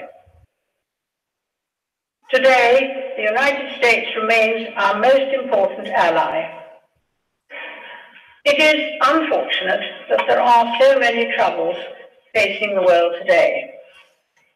But we are encouraged that in most respects our two countries see these problems in the same light. For this reason, we have been able to act together in fields as varied as science, research, and higher education to find solutions, or to at least make progress towards tackling so many of the social and economic difficulties that confront nations in all parts of the globe. Mr. President, I firmly believe that the strength of our links and many shared interests will continue to ensure that when the United States and the United Kingdom stand together, our people and other people of goodwill around the world will be more secure and can become more prosperous. It is a great honor to join you again in this great country as we reaffirm the enduring bonds between our two nations and reinforce this special relationship. I must say, though, this dinner is a humbling reminder of the fleeting nature of presidencies and prime ministerships. Your Majesty's reign has spanned about a dozen of each, and counting. That makes you both a living witness to the power of our alliance and a chief source of its resilience. Our alliance is a commitment that speaks to who we are. Our relationship rests on common language, common history, common adherence to the rule of law, the rights of men and women, very ideals born in this nation. And yet, our relationship never rests. As we approach the 10th anniversary of 9/11, I'm particularly grateful for the solidarity that the United Kingdom has shown to America over the past decade. From that day to this, you have been our closest partner in the struggle to protect our people from terrorist attacks and violent extremism around the world, despite very heavy sacrifices here. We can have confidence in the partnership that our two countries share, based on the rock-solid foundation built during Queen Elizabeth's lifetime of extraordinary service to her nation and to the world.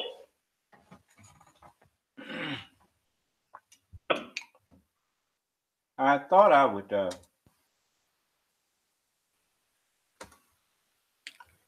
say that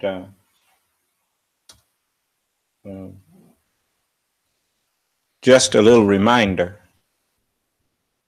to the allies of America, the friends. You know what they say about a friend in need is a friend indeed. You know, you don't. We all would hope that we would always be up.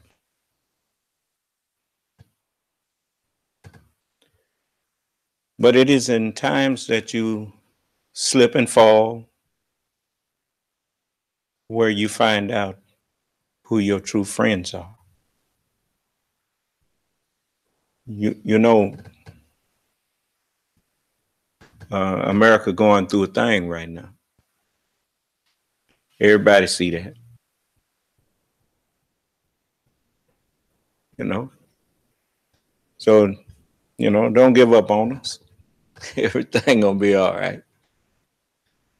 You know, we there's a song that they used to sing, and I used to like this song. They didn't sing it while I was in church because it's a kind of later song.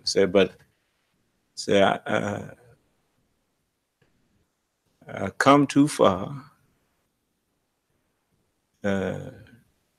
I ain't no ways tired. And I don't believe that God brought us this far to leave us. I don't believe he brought me this far to leave me.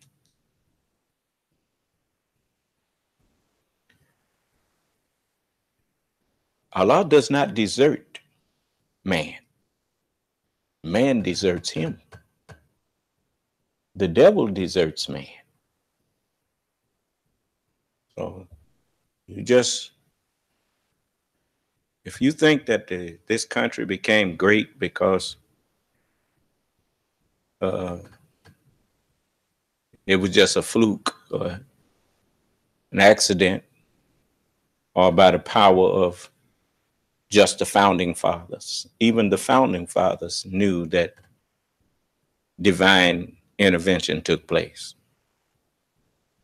Ben Franklin said it.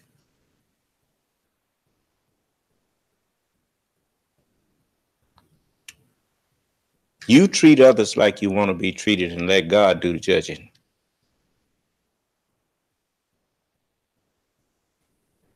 He told me that I have the authority to execute his judgments. That's why you would be wise if I tell you to turn around, turn around. Leave something alone, leave it alone.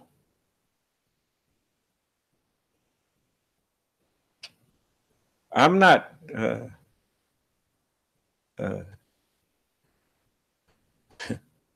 filled with hatred for any man. But I do hate evil. I hate treachery. I hate ingratitude.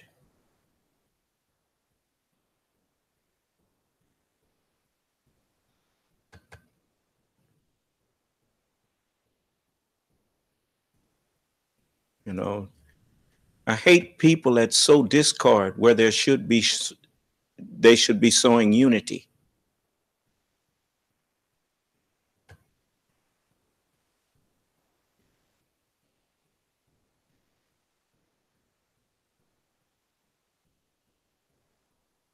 Would you like people to stand around in your house putting your family members against each other? Then why would you do it to other people? I told you, I don't need no country to fall in order for me to rise.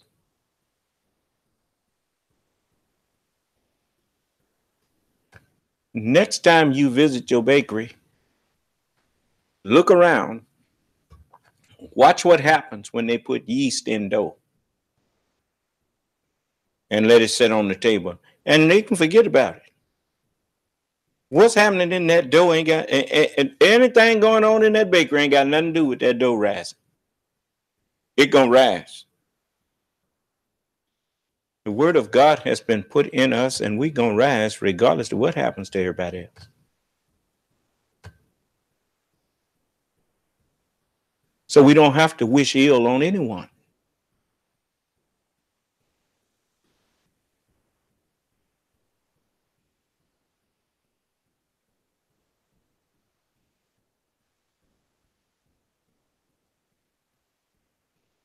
You know, you meet the same people on the way up. I mean, on the way down that you met on the way up. Now, you be careful how you act on your way up.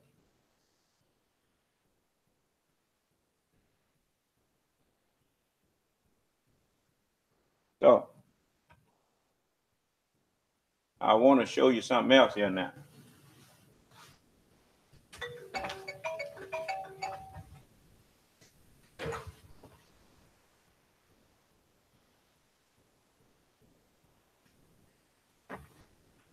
I was told that the signal is not coming through in Fayette. I don't know why it wouldn't be coming through in Fayette. You know, you need to contact your sister. Don't contact me. I don't run that.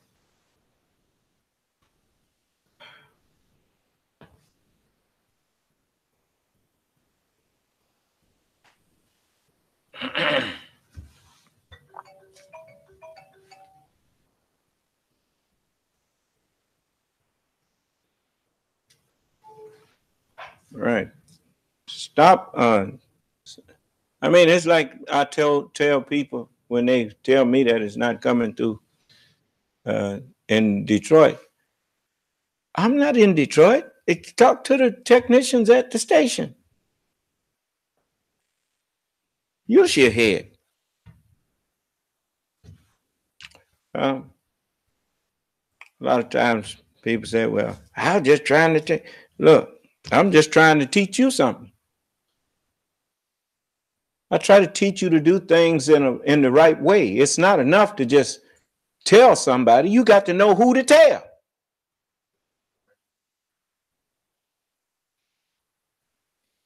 You know why I learned to do things the right way? Because my daddy would always embarrass me when I did it the wrong way.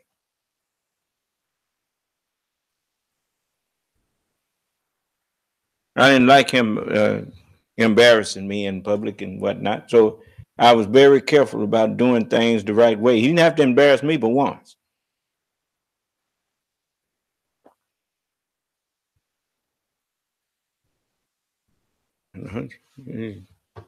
Anyway, I want to show you something else here now. Now look at this.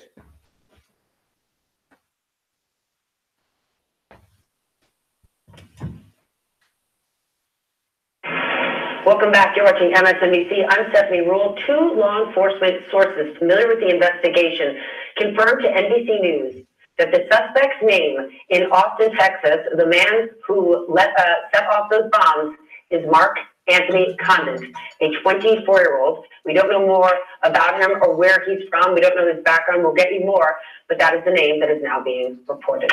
We're going to do more on that in a few. Now let's take you to Washington, where President Trump yesterday called to congratulate Vladimir Putin on winning a fourth term in office, despite widespread claims by international groups that the election was absolutely, unequivocally, no doubt rigged.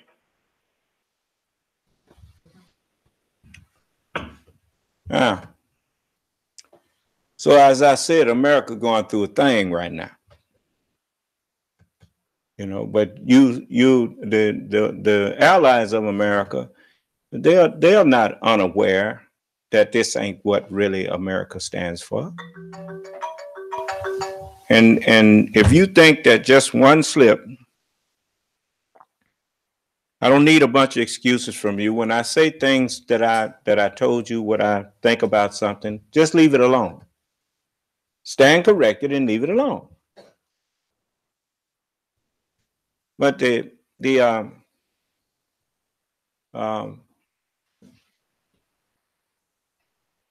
allies of America, they know America don't roll like this. Huh? I mean, they see something, they know something ain't right here. Huh? So give the American people time to wake up and get it together. They'll get it together. It's not the first time America done had some rough sailing. You know, it'll be all right. Now, I want to show you something. Now you see, now this is what happens when you. Now, let me explain something to you. A lot of people think I'm maybe wrong for defending the FBI. But understand something. When you make judgments about anyone, before you make judgments, don't you think you need to get facts and you need to know something about the person, place, or thing that you are making judgments about? It's like people get mad at the FBI because the pictures that Mr. Hoover and them sent to Ms. King of Dr. King's indiscretions. Did they fabricate those pictures?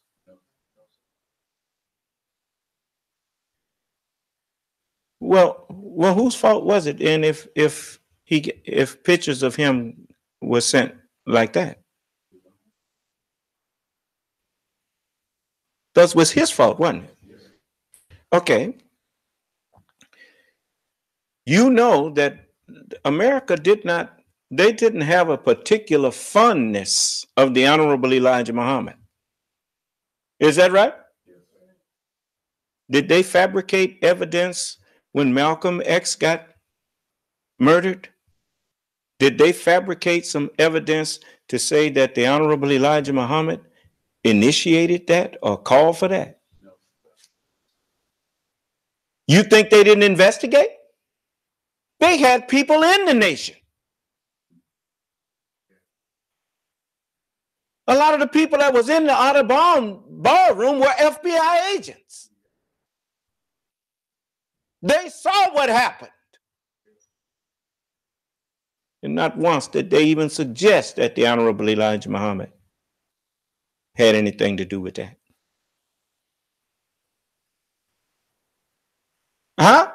They even sent people around his house to protect him. So they thought they needed to do, you know. But you know, as with as the messenger said, Allah protects him. He said he appreciate what they tried to do. He said, they asked him, "Are you afraid somebody they've been talking about coming to get you? Are you concerned about that?" He said, "No, sir." No.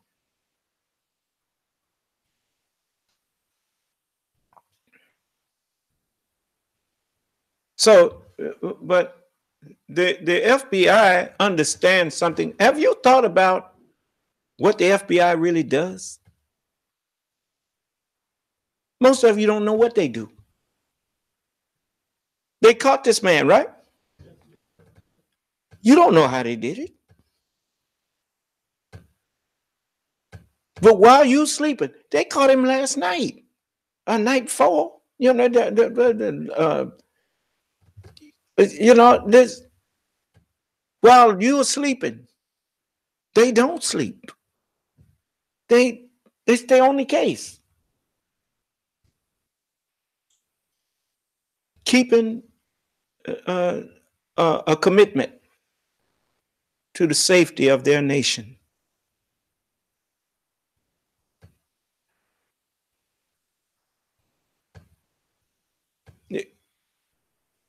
What would happen if the FBI one time got caught fabricating evidence?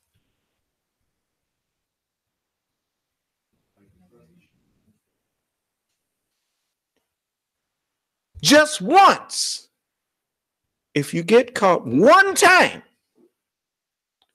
that brings into suspect all of the other times. And from that point on, you become a toothless tiger. Because it will always be a question mark in people's minds. Are you doing it again? They know they can't do that. And to accuse them of that, just, I mean, from a position of, you know why they call the president, the presidency, a bully pulpit? You know why they call it that? It is because that office is so weighty that if a person lawfully and honestly can get to that office, they have earned the right to speak with authority. And now you got a man in there and a whole administration around him that's making a mockery of that office.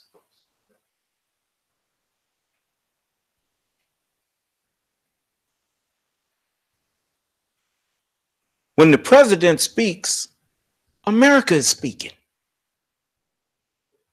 That's the way it was. Just like when he said that Putin does not, when he tried to suggest that Putin don't respect Obama. He said Putin will respect him. Remember, he said Putin would respect him. Is Putin respecting him?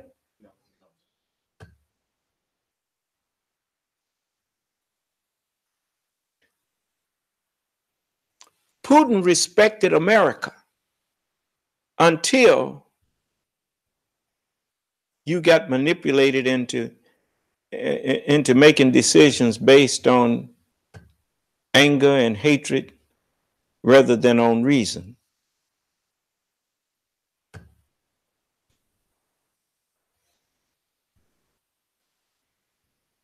And you became easily manipulated. You can easily manipulate somebody when they just act on emotions. I mean, when people see you are real emotional, that's the same as walking around with a button on your back saying, push here and make me act a fool.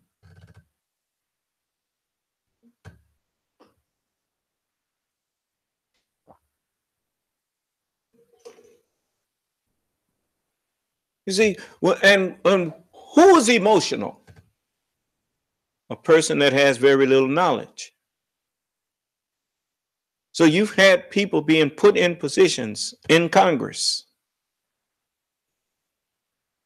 The first thing they did was they had a few people come in there and introduce laws suggesting that it was okay to put as much money if people want to put as much money as they want in an election. In certain instances, if it's a super PAC or whatnot, they can do that as long as they don't coordinate with the people, the people who run it with the campaign. Well, that was a stupid law, and it never should have been passed.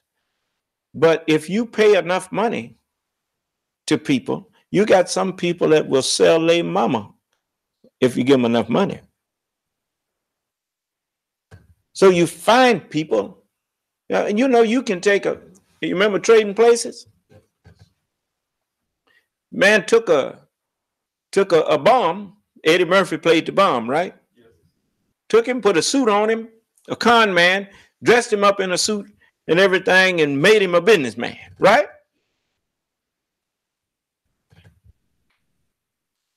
That's what you got sitting up in Congress, a lot of them. And they're given scripts what to say when they get in front of the press. And they will never, when you talking to them, when you trying to hold a two-way conversation with them, they're not listening to a word you're saying. They just come right back with the talking point they was given to say, regardless of what you say to them. And if you did a little background check on them, you would find out that them people you don't know where these people came from. It's just somebody that was snatched up and paid a little money, a lot of money to him, just a few pennies to the ones who bought him. And told him, all I want you to do is just go in there and we're going to give you what to say. And he probably said, well, I ain't going to be able to fool nobody. Don't worry, we got you covered. And they give him what to say, and he get up there and say his little piece and introduce bills that they write out for him to introduce. And they go passing laws. Next thing you know,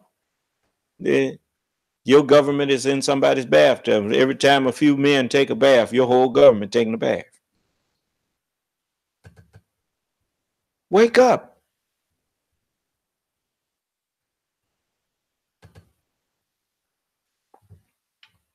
Oh, now watch this.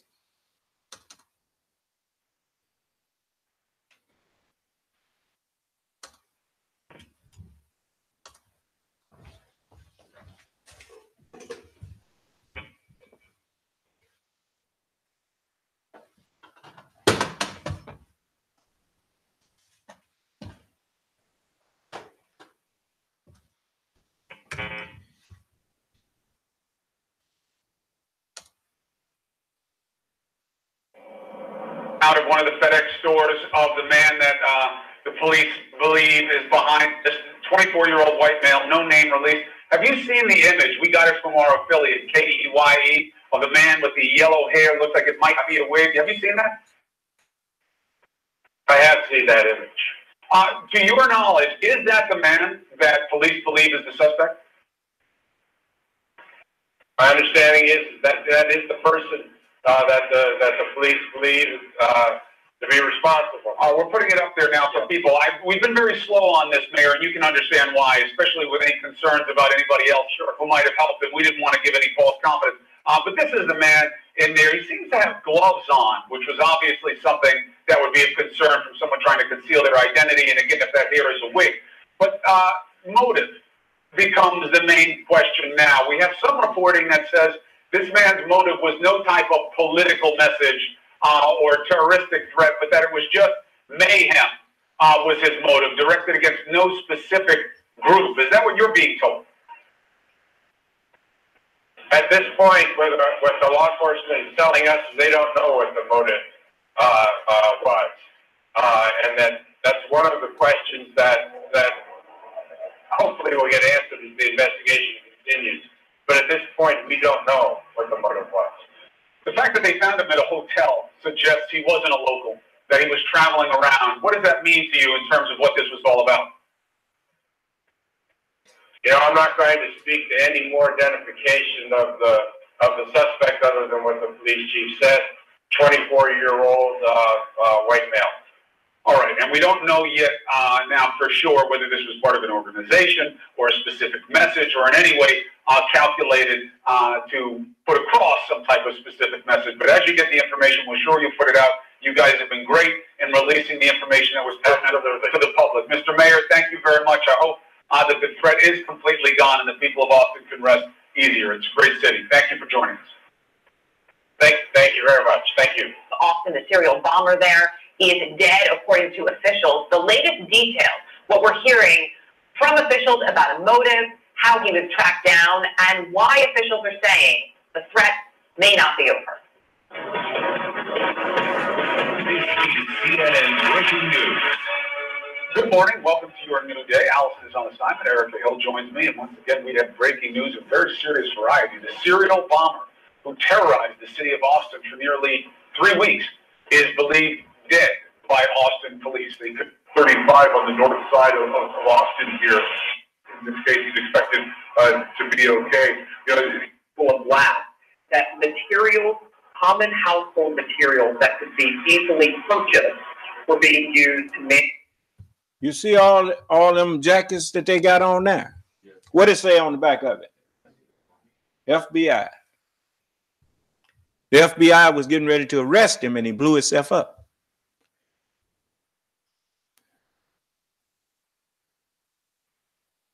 You're going to get enough of turning on people who got your back.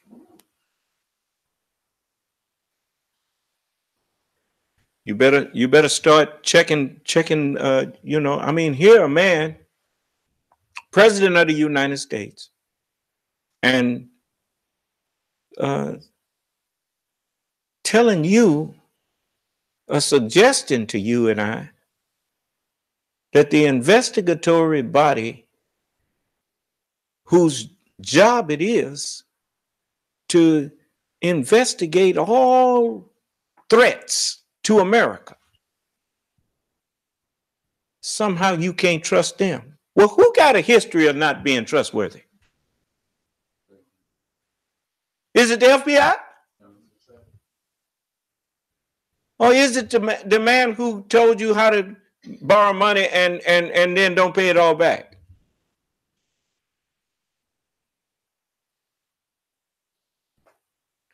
Them men doing their job, and he telling you that, well, you know why they ain't no good now? Because he being investigated.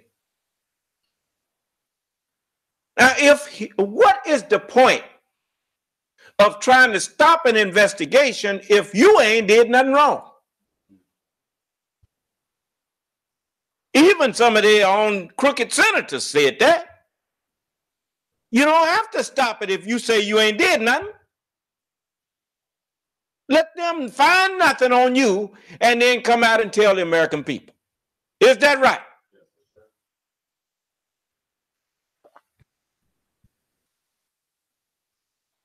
But the man called Putin, even after he acknowledged that Putin, you know, the America's closest ally, England, been attacked. Somebody murdered on English on their soil, and they said the only ones who had that kind of poison was Russia. Huh? What he calling congratulating Putin for? Instead of calling, admonishing him about those acts and interfering in America's elections, pardon me. You know, that's some serious stuff. Now, I mean, he don't say nothing about Putin. He talked about President Obama like, like he was the worst thing that ever hit the planet. He talked about the American presidents. He talked about Bill Clinton. He talked about George Bush. But he don't say nothing about Vladimir Putin.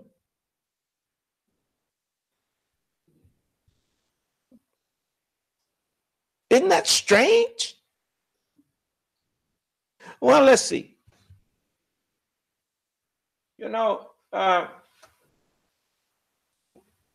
People never think.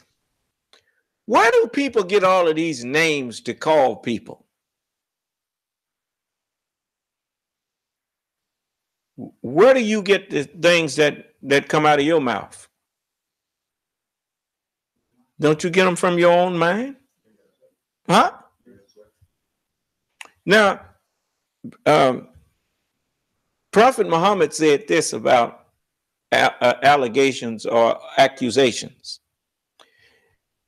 When a person who says that they are a Muslim, in other words, a truthful person, accuses another who is saying the same, that they are truthful, if the accusation proves to not be true, then it reverts back to the one who initially said it. It becomes true about them. It's no secret that Mr. Trump is a liar. That's no secret. Then you see what you don't understand, most of you who listening to me now, you notice you angry, but you can't figure out a way to come in here and look innocent. That's why you sit there fuming, and all you can do is either turn me off or just sit there and cuss and go on. The only way that you would support this man after you done found out that he's a habitual liar is that that's what you are too. It's just that simple. It don't take no rocket science to figure that out. The reason you supporting a liar is because you are a liar.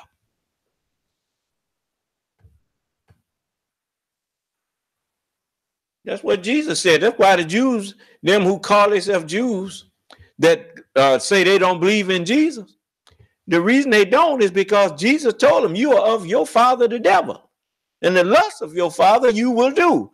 He was a murderer from the beginning and abode not in the truth, because there's no truth in him. When he speaketh a lie, he speaketh of his own, for he is a liar and the father of it. What is the devil? A liar and the father of it. So don't let them want to say nothing to me. I go deeper. You come in here thinking that you got something to accuse me of. Let's see here. It's so many things. Watch this. Let's go back to it.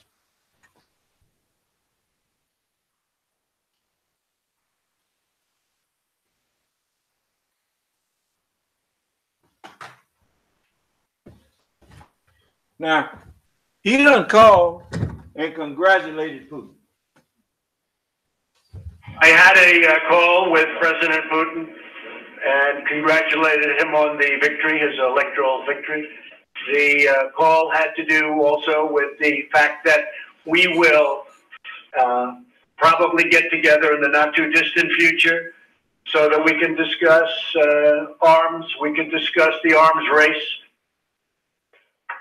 Against that backdrop, some of Trump's own aides reportedly warned him in all caps not to congratulate Putin. And Trump did it anyway. I want to bring in NBC's Peter Alexander at the White House. Peter, I'm utterly confused. So, like, put everything aside. Pretend everything's in a vacuum. You know nothing about Russia and Robert Mueller. President Trump went out of his way to praise Putin and not bring up extraordinarily important and controversial topics like the poisoning of a former Russian spy or meddling in our own elections, which anyone who is in the know, who is part of the administration, has said, yep, Russia is trying to interfere in the next election cycle. And the only thing we heard out of President Trump, and I think it was 3 times in a 1-minute span, well, I believe President Putin and I are going to see each other very soon. Very soon, we're going to see each other very soon, I believe. What gives? Stephanie, here's the bottom line. It's just the latest in what is obviously a long pattern of behavior by this president. We heard from Lindsey Graham basically saying that, you know, when you don't call out Vladimir Putin, you embolden him. But the question right now for this president, who's gladly, openly criticized others, including foreign leaders, take London's mayor, Britain's Prime Minister Theresa May, is this continued reluctance to strongly criticize Putin. As you laid it out there, the president congratulating Putin. Now let's cut to the bottom line here. Just a moment. On his real.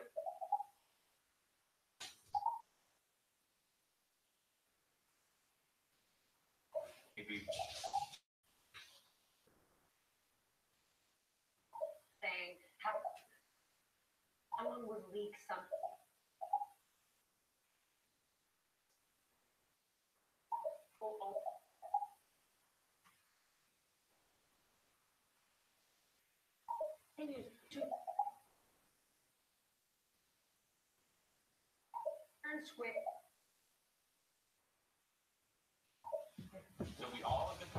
For months that Russians have on Donald Trump, whether it's related to money or sex, I don't know, or both, but there's something there, because how could you be the President of the United States and congratulate a dictator on a rigged election? Okay, then let's stay on that, because Betsy, this takes us to unforced errors. Because for those who say, President Trump won the election fair and square, he never colluded with Russia, I'm sick of hearing about that, Robert Mueller has given us no evidence yet. For people in that camp, you can turn to them and say, well, after President Trump won, Mike Flynn was on the phone with Russians. They did nothing to push more sanctions. Even now, the president was dragged after the deadline to put in place these sanctions, and he continues to never speak out against Vladimir Putin. Originally, Rex Tillerson supported Theresa May on saying that the poisoning, Russia was to blame for the poisoning, when Sarah Huckabee Sanders said, we just don't know yet, and now we have this. Does the president and his legal team not realize that all of these breadcrumbs make those, even who support the president, scratch their heads and say, buddy, what's the deal with Putin? The president and his legal team are deeply concerned about Somehow. With President Trump throughout the campaign, remember when they were working with Cambridge Analytica, I got to sort of get this in quickly. I need to share what former CIA Director John Brennan told Billy Geist this morning. Do you believe he's somehow in debt to the president of Russia? I think he's afraid of the president of Russia. Why? Well, I think one can speculate as to why. That the Russians may have something on him personally that they could always roll out and make his life more difficult. The Russians, I think, have had long experience with Mr. Trump and may have things that they could expose. Something personal, perhaps? Perhaps. Uh-oh, Bill? Occam's razor. The most obvious thing has to be the thing that it is. I mean, it's so clear at this point that Vladimir Putin and his associates, somebody had something on Donald Trump. There's no other reason he would be so praiseworthy and continuously be so, essentially, as John Brennan said, afraid of Vladimir Putin and what he has. Now, remember this. Remember what happens every time somebody was upstaging, taking the attention away from Donald Trump? He would quickly either pull him out or put him out, because he didn't want nobody getting credit for nothing but him, right? Then why he letting Putin upstage him? Why is he allowing people to think that Putin is punking him? His ego wouldn't let him do that. Is that right? But it's doing it, ain't it? Now, watch this.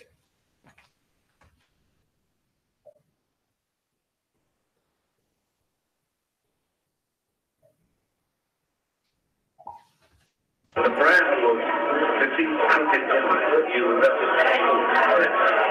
crooked Hillary, and the zero to the OO of crooked were a pair of handcuffs. And it was all about and you who created this. And then we made creative, hundreds of different kinds of creative, and we put it online. The O's were handcuffs in crooked. Get it? Like prison, handcuffs. The guy talking about that neat word art is named Mark Turnbull. He works for a company called Cambridge Analytica. It's just the data firm hired by the Trump campaign in 2016. But the handcuff-shaped O's in crooked are not the only thing the company is taking credit for. When you think about the fact that Donald Trump lost the popular vote by 3 million votes, but won the electoral college vote, that's down to the data and the research. And you did your rallies in the right locations, you moved more people out in those key swing states on election day. That's how we won the election. Have you met Mr. Trump? Many times. You went. All the research, all the data, all the analytics, all the targeting, all the digital campaign, television campaign, and our nation is all the strategy. All the research, all the data, all the analytics, all the targeting, all the digital campaign, all the television campaign, and we provided all the data for all of it. All the things. Britain's Channel 4 releasing more undercover video today from its multi-day investigation into Cambridge Analytica. Footage today of CEO Alexander Nix bragging about his firm's work for the Trump campaign follows the footage they put out yesterday of the same CEO detailing fairly sordid services that he said Cambridge Analytica could offer to help you win your election, something involving Ukrainian girls being sent to your home. At the heart of this reporting is the allegation that Cambridge Analytica built its whole operation on Facebook data that it took without permission from as many as 50 million unsuspecting Americans. Well, today, Alexander Nix got suspended from his own company, effective immediately and indefinitely. This comes amid multiple new investigations on at least 2 continents into the company's practices. With all that coming to a roiling boil, the Senate Intelligence Committee investigating Russia's attack on our election took a piece of their investigation off the stove today, calling it basically cooked. Senate Intel put out their list today of security recommendations for how America should shore up our elections against another attack that is surely coming.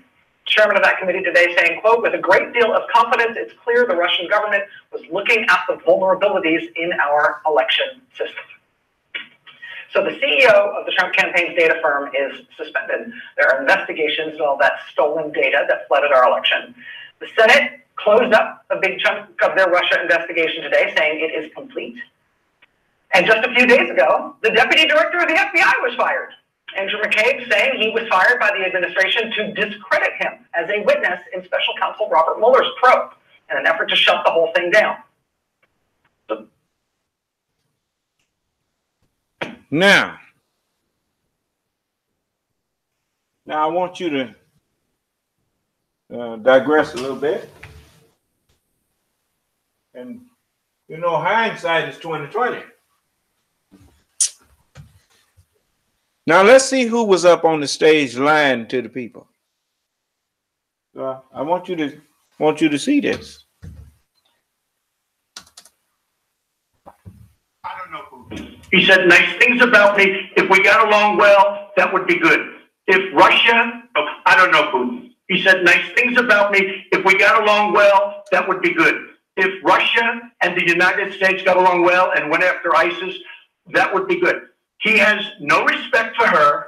He has no respect for our president. And I'll tell you what, we're in very serious trouble because we have a country with... If he didn't have no respect for her, why did he support Donald Trump to in the election and come over here and meddle in the election to try to make sure she didn't win? Sound like a lot of respect there. Huh? Especially coming from a dictator.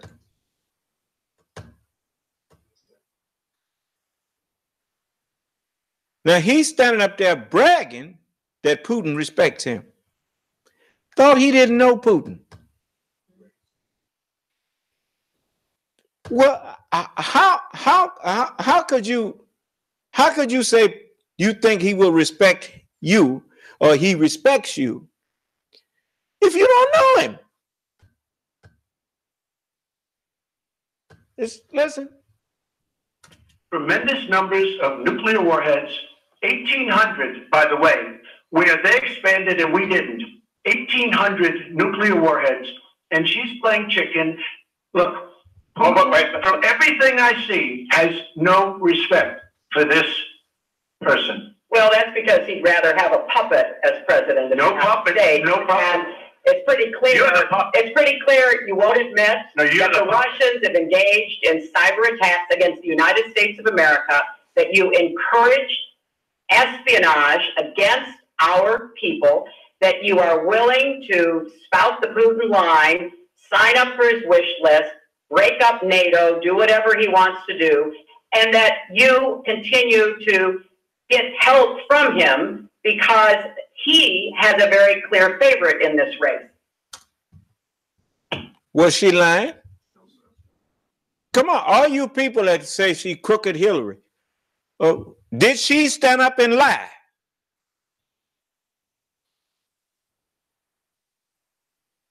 Or did she call it just like it was?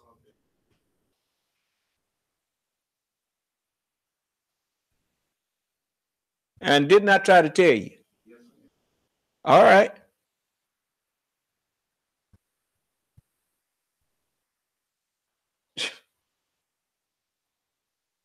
What he said, no puppet, huh?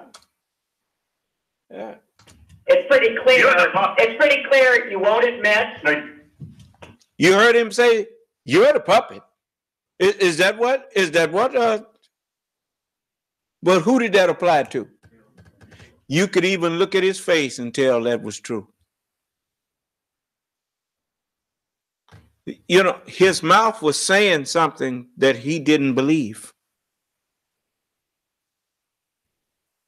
You'd be surprised how your facial expressions tell when you speak in something that you really don't believe. Even the tone that he said it in.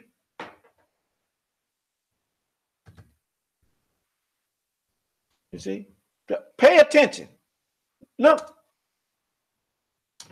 With tremendous numbers of nuclear warheads, 1,800, by the way, where they expanded and we didn't. 1,800 nuclear warheads, and she's playing chicken. Look, from everything I see, has no respect for this person. Putin, from everything he sees, has no respect for this person. What that's supposed to mean? Especially if he said he don't know nothing about Putin. But remember them conversations that they have been having with the people who was associated with Russia? I told you, you was boasting about you didn't want no politician. Well, you got somebody who doesn't know nothing about politics. And I told you when you did that, you sent a child into the White House.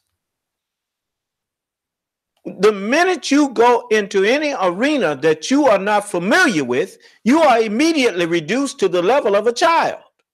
Is Putin a child in that arena?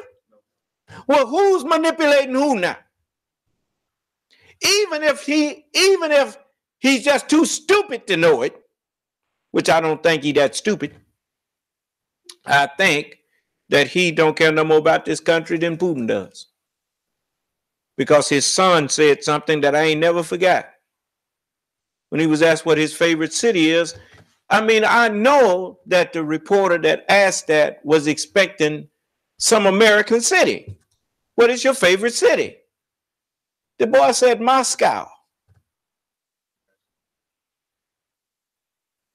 How in the world Moscow got to be his favorite city if his daddy don't know nothing about Putin?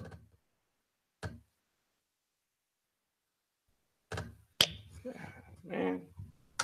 Well, that's because he'd rather have a puppet as president of the United States. No puppet. And it's pretty clear. It's pretty clear you won't. Did you hear that?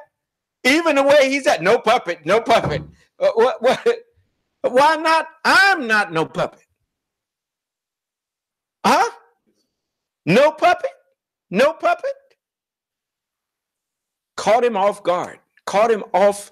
He didn't know what to say to that. He want to know how much she know.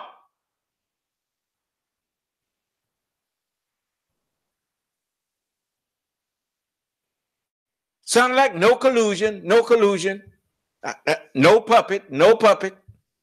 Huh? Sound more like a tweet than a response, huh? Yeah.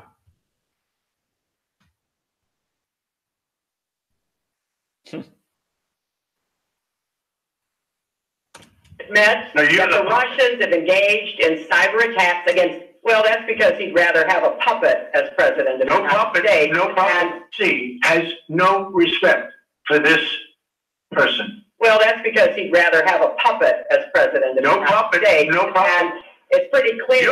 It's pretty clear you won't admit that the Russians have engaged in cyber attacks against the United States of America. That you. Why hasn't Donald Trump enforced the sanctions that was put on Russia?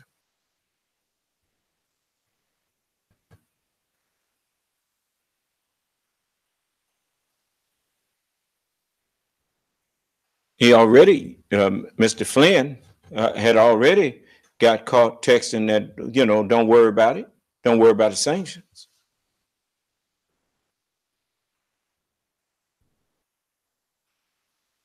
I mean, what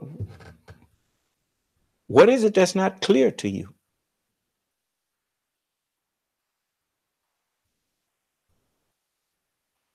Man attacking the FBI? Them people done been in the service of this country through many administrations. They ain't got no dog in that hunt about who's president. They just assume whoever is president care about America, regardless to who they voted for. It's just like the military. When you're in the military, it don't make no difference who president, he's your commander-in-chief. Even if you didn't vote for him, that ain't got nothing to do with nothing.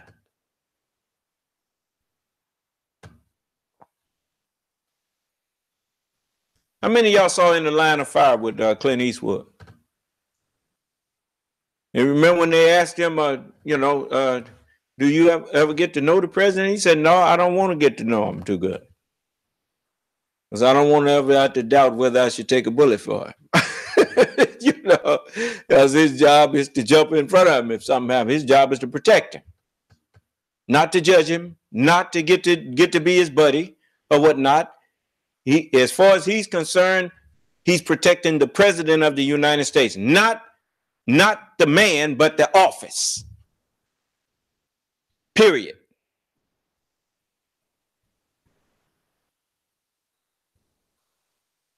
Can't pick and choose which president you're going to protect. You got to protect him. So you don't need to try to get to know him.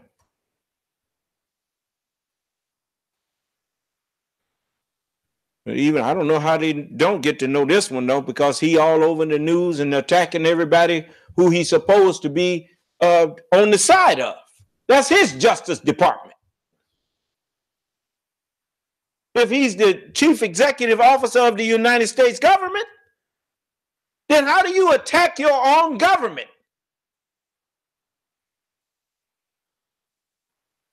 Let me read something to you. Almost forgot I had it. but I just remembered. I got this up last night because I really wanted to know about this stuff.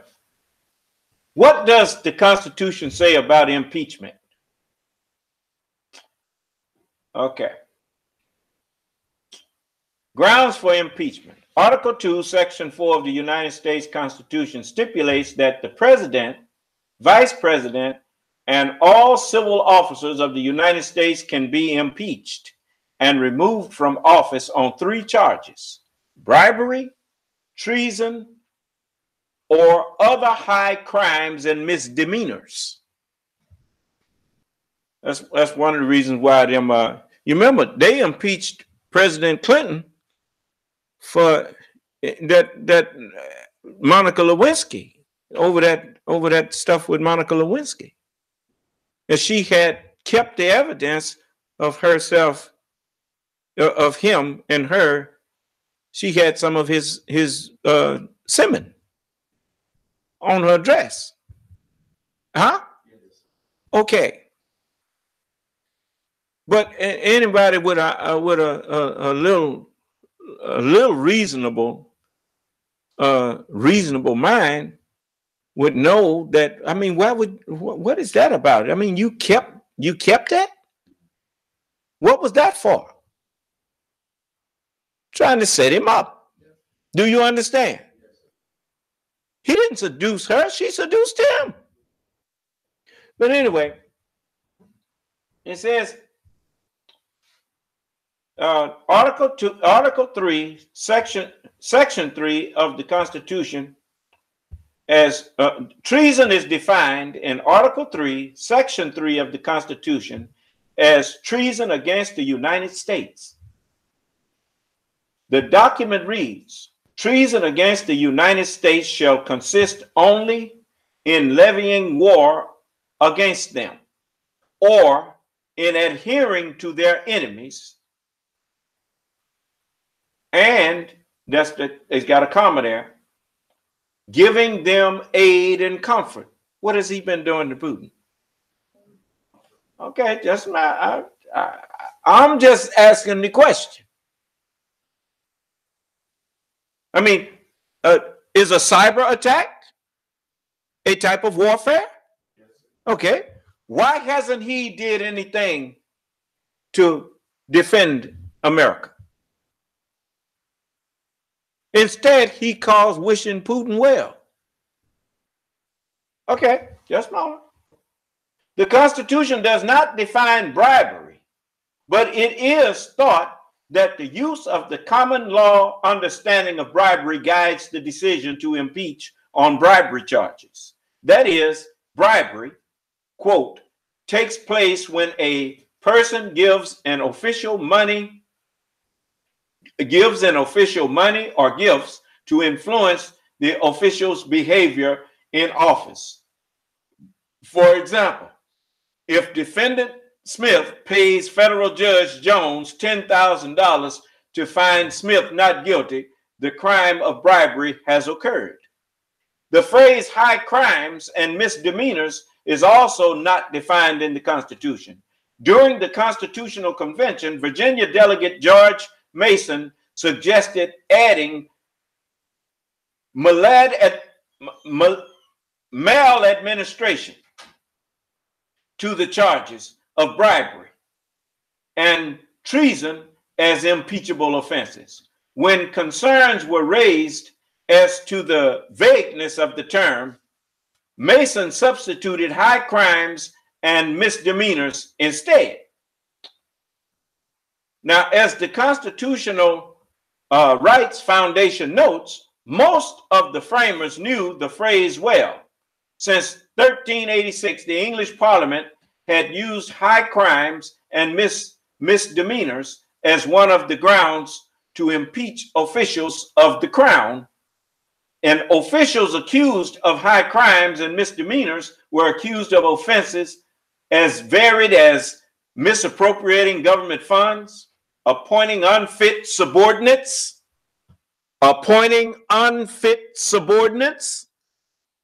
Look at all of the unfit people.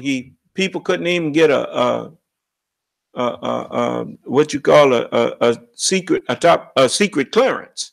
They couldn't get clearance to work in the White House, and he got them sitting up in there looking at classified documents.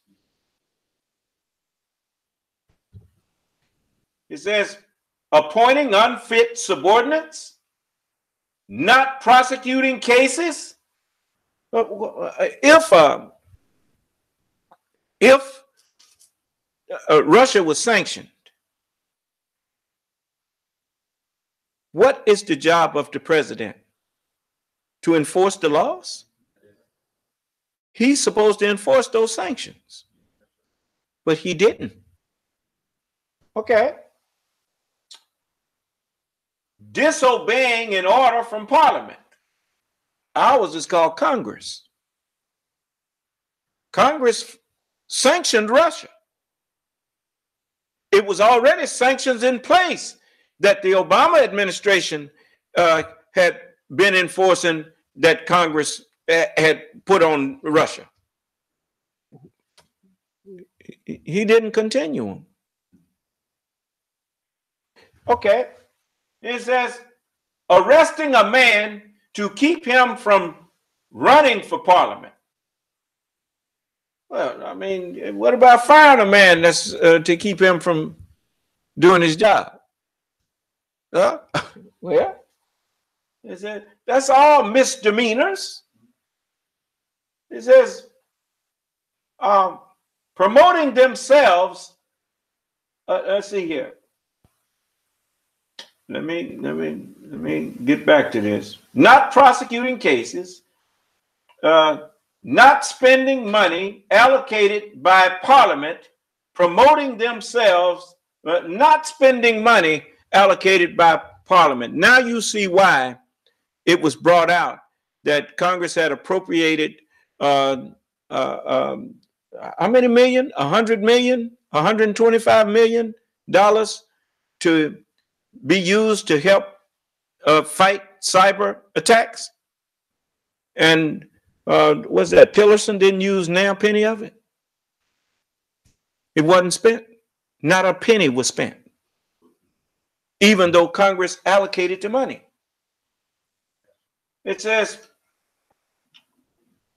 not spending money allocated by Parliament, promoting themselves ahead of more deserving candidates, threatening a grand jury. I mean, what's all these attacks on Mr. Mueller and all of them?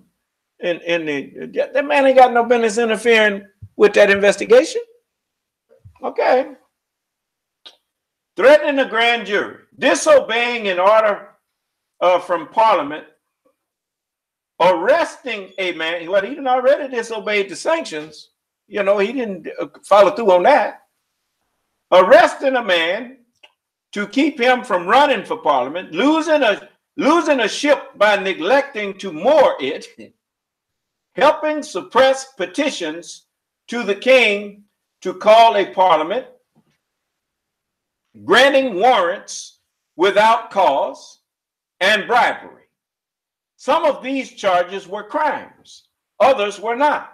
The one common denominator in all these accusations was that the official had somehow abused the power of his office and was unfit to serve. So, there you go.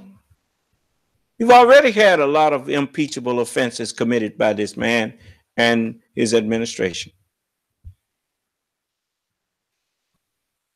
Not spending the money that Congress allocated to help shore up America's internet system from being hacked by Russians.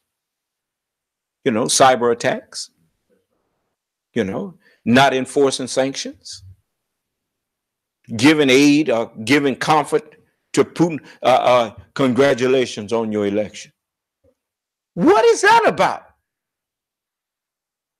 Especially when they was talking about Putin didn't respect Obama. Oh, President Obama wasn't kissing Putin's behind.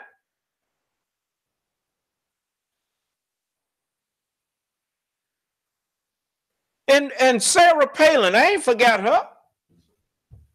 Wasn't she out there talking about Putin is wrestling bears and whatnot, and Obama wearing mom jeans and whatnot?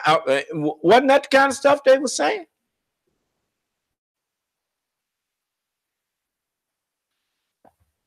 Let me let you hear some of this rhetoric that these people were saying, that if you just changed the name, you would see that it actually applies to Donald Trump. Watch that. Let's see if I can find it.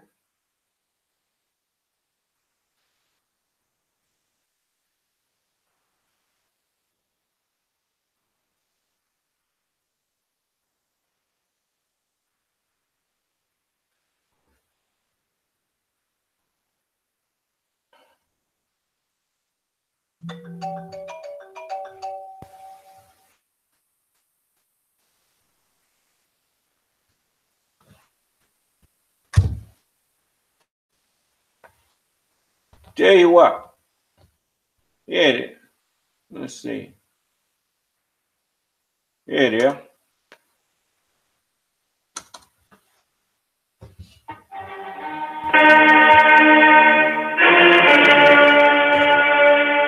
President Obama did not. Our president, the Manchurian candidate, couldn't destroy us.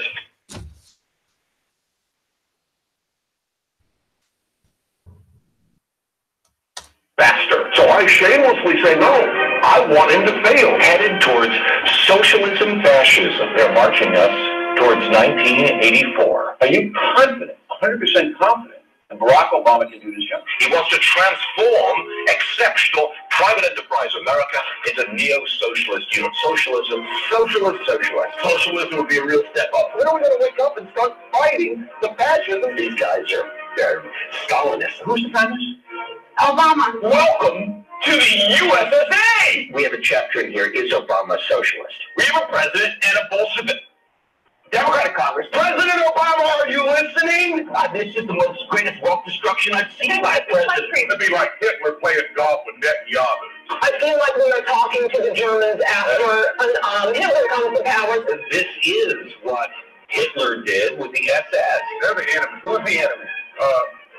Obama! You just think he doesn't care, huh? I think that no, I really don't. I think if I may say so, there's just too many people who are not going to vote for a black candidate, but especially a black angry candidate who has a deep-seated hatred for white people. I think he is using racial anxiety for political gain. This guy is, I believe, a racist. He did make a very racist comment. I've got a president who I believe actively dislikes people like me. We have to bend over, grab the ankles, bend over forward, backward, whichever, because his father was black, because this is the first black president. Core ties to the African continent. Is having grown up in Kenya. He is defending racism, and when you defend racism and defend racist acts, it's virtually the same. Go ahead, say it.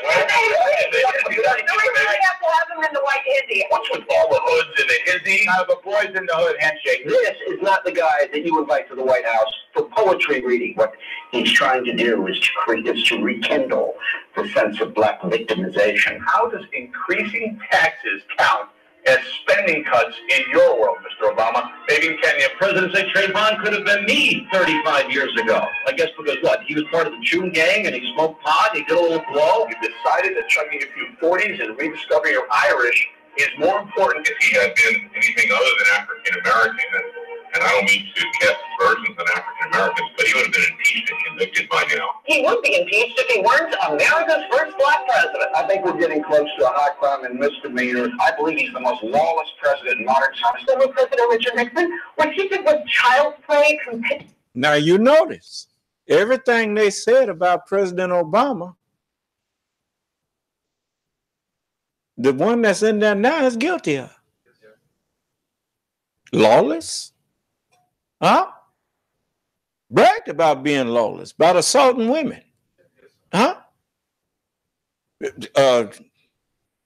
Making deals, trying to set up deals with Russia behind closed doors. Making calls to Russia, and nobody know about it until Russia get out there and talk about it. If he was anything other than a white man, he'd have been impeached. Yes, okay. Keep on practicing your racism. It's going to come back and bite you. You were told to stop that in my day.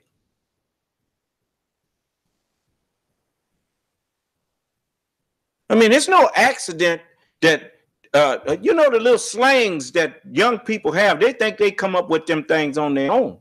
But that's our nature talking. Who's your daddy?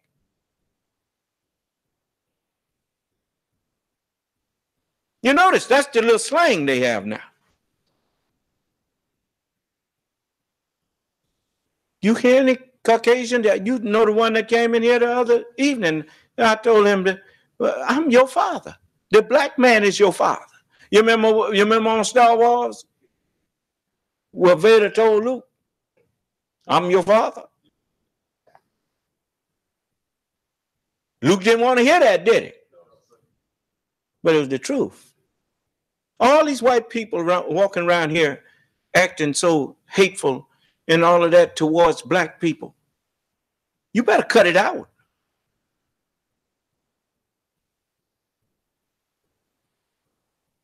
And those of you who look like me, you better change.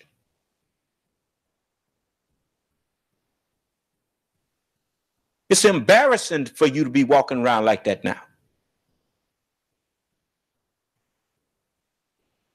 I'm giving you the knowledge that you need in order to correct yourself and to dignify yourself. My people are destroyed for the lack of knowledge. Because you have rejected knowledge, I will also reject you. That's written.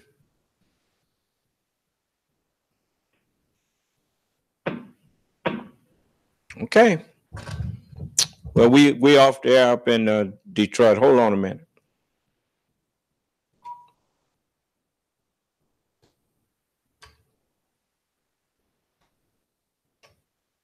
Okay. So I'm going to let you go.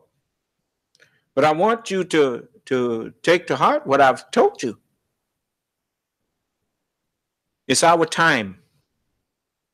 It's our time to change. It's time for the whole world to change.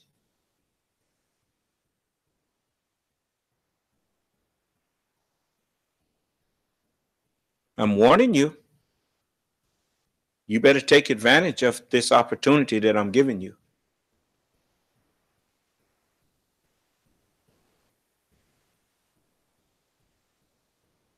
Okay.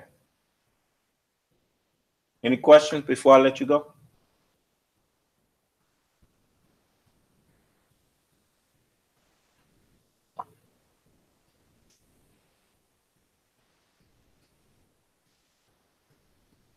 Stand for what's right.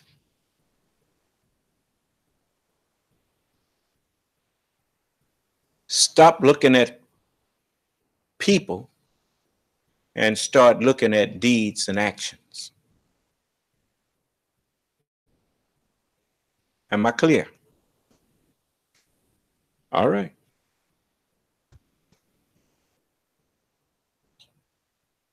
May Allah bless us all, keep us safe and in our right minds. It goes without saying, all of them that I fuss about, if they correct themselves, then it's forgiven. If you sincerely correct yourself. Now, it can't get no better than that. But know this, you ain't gonna fool Allah.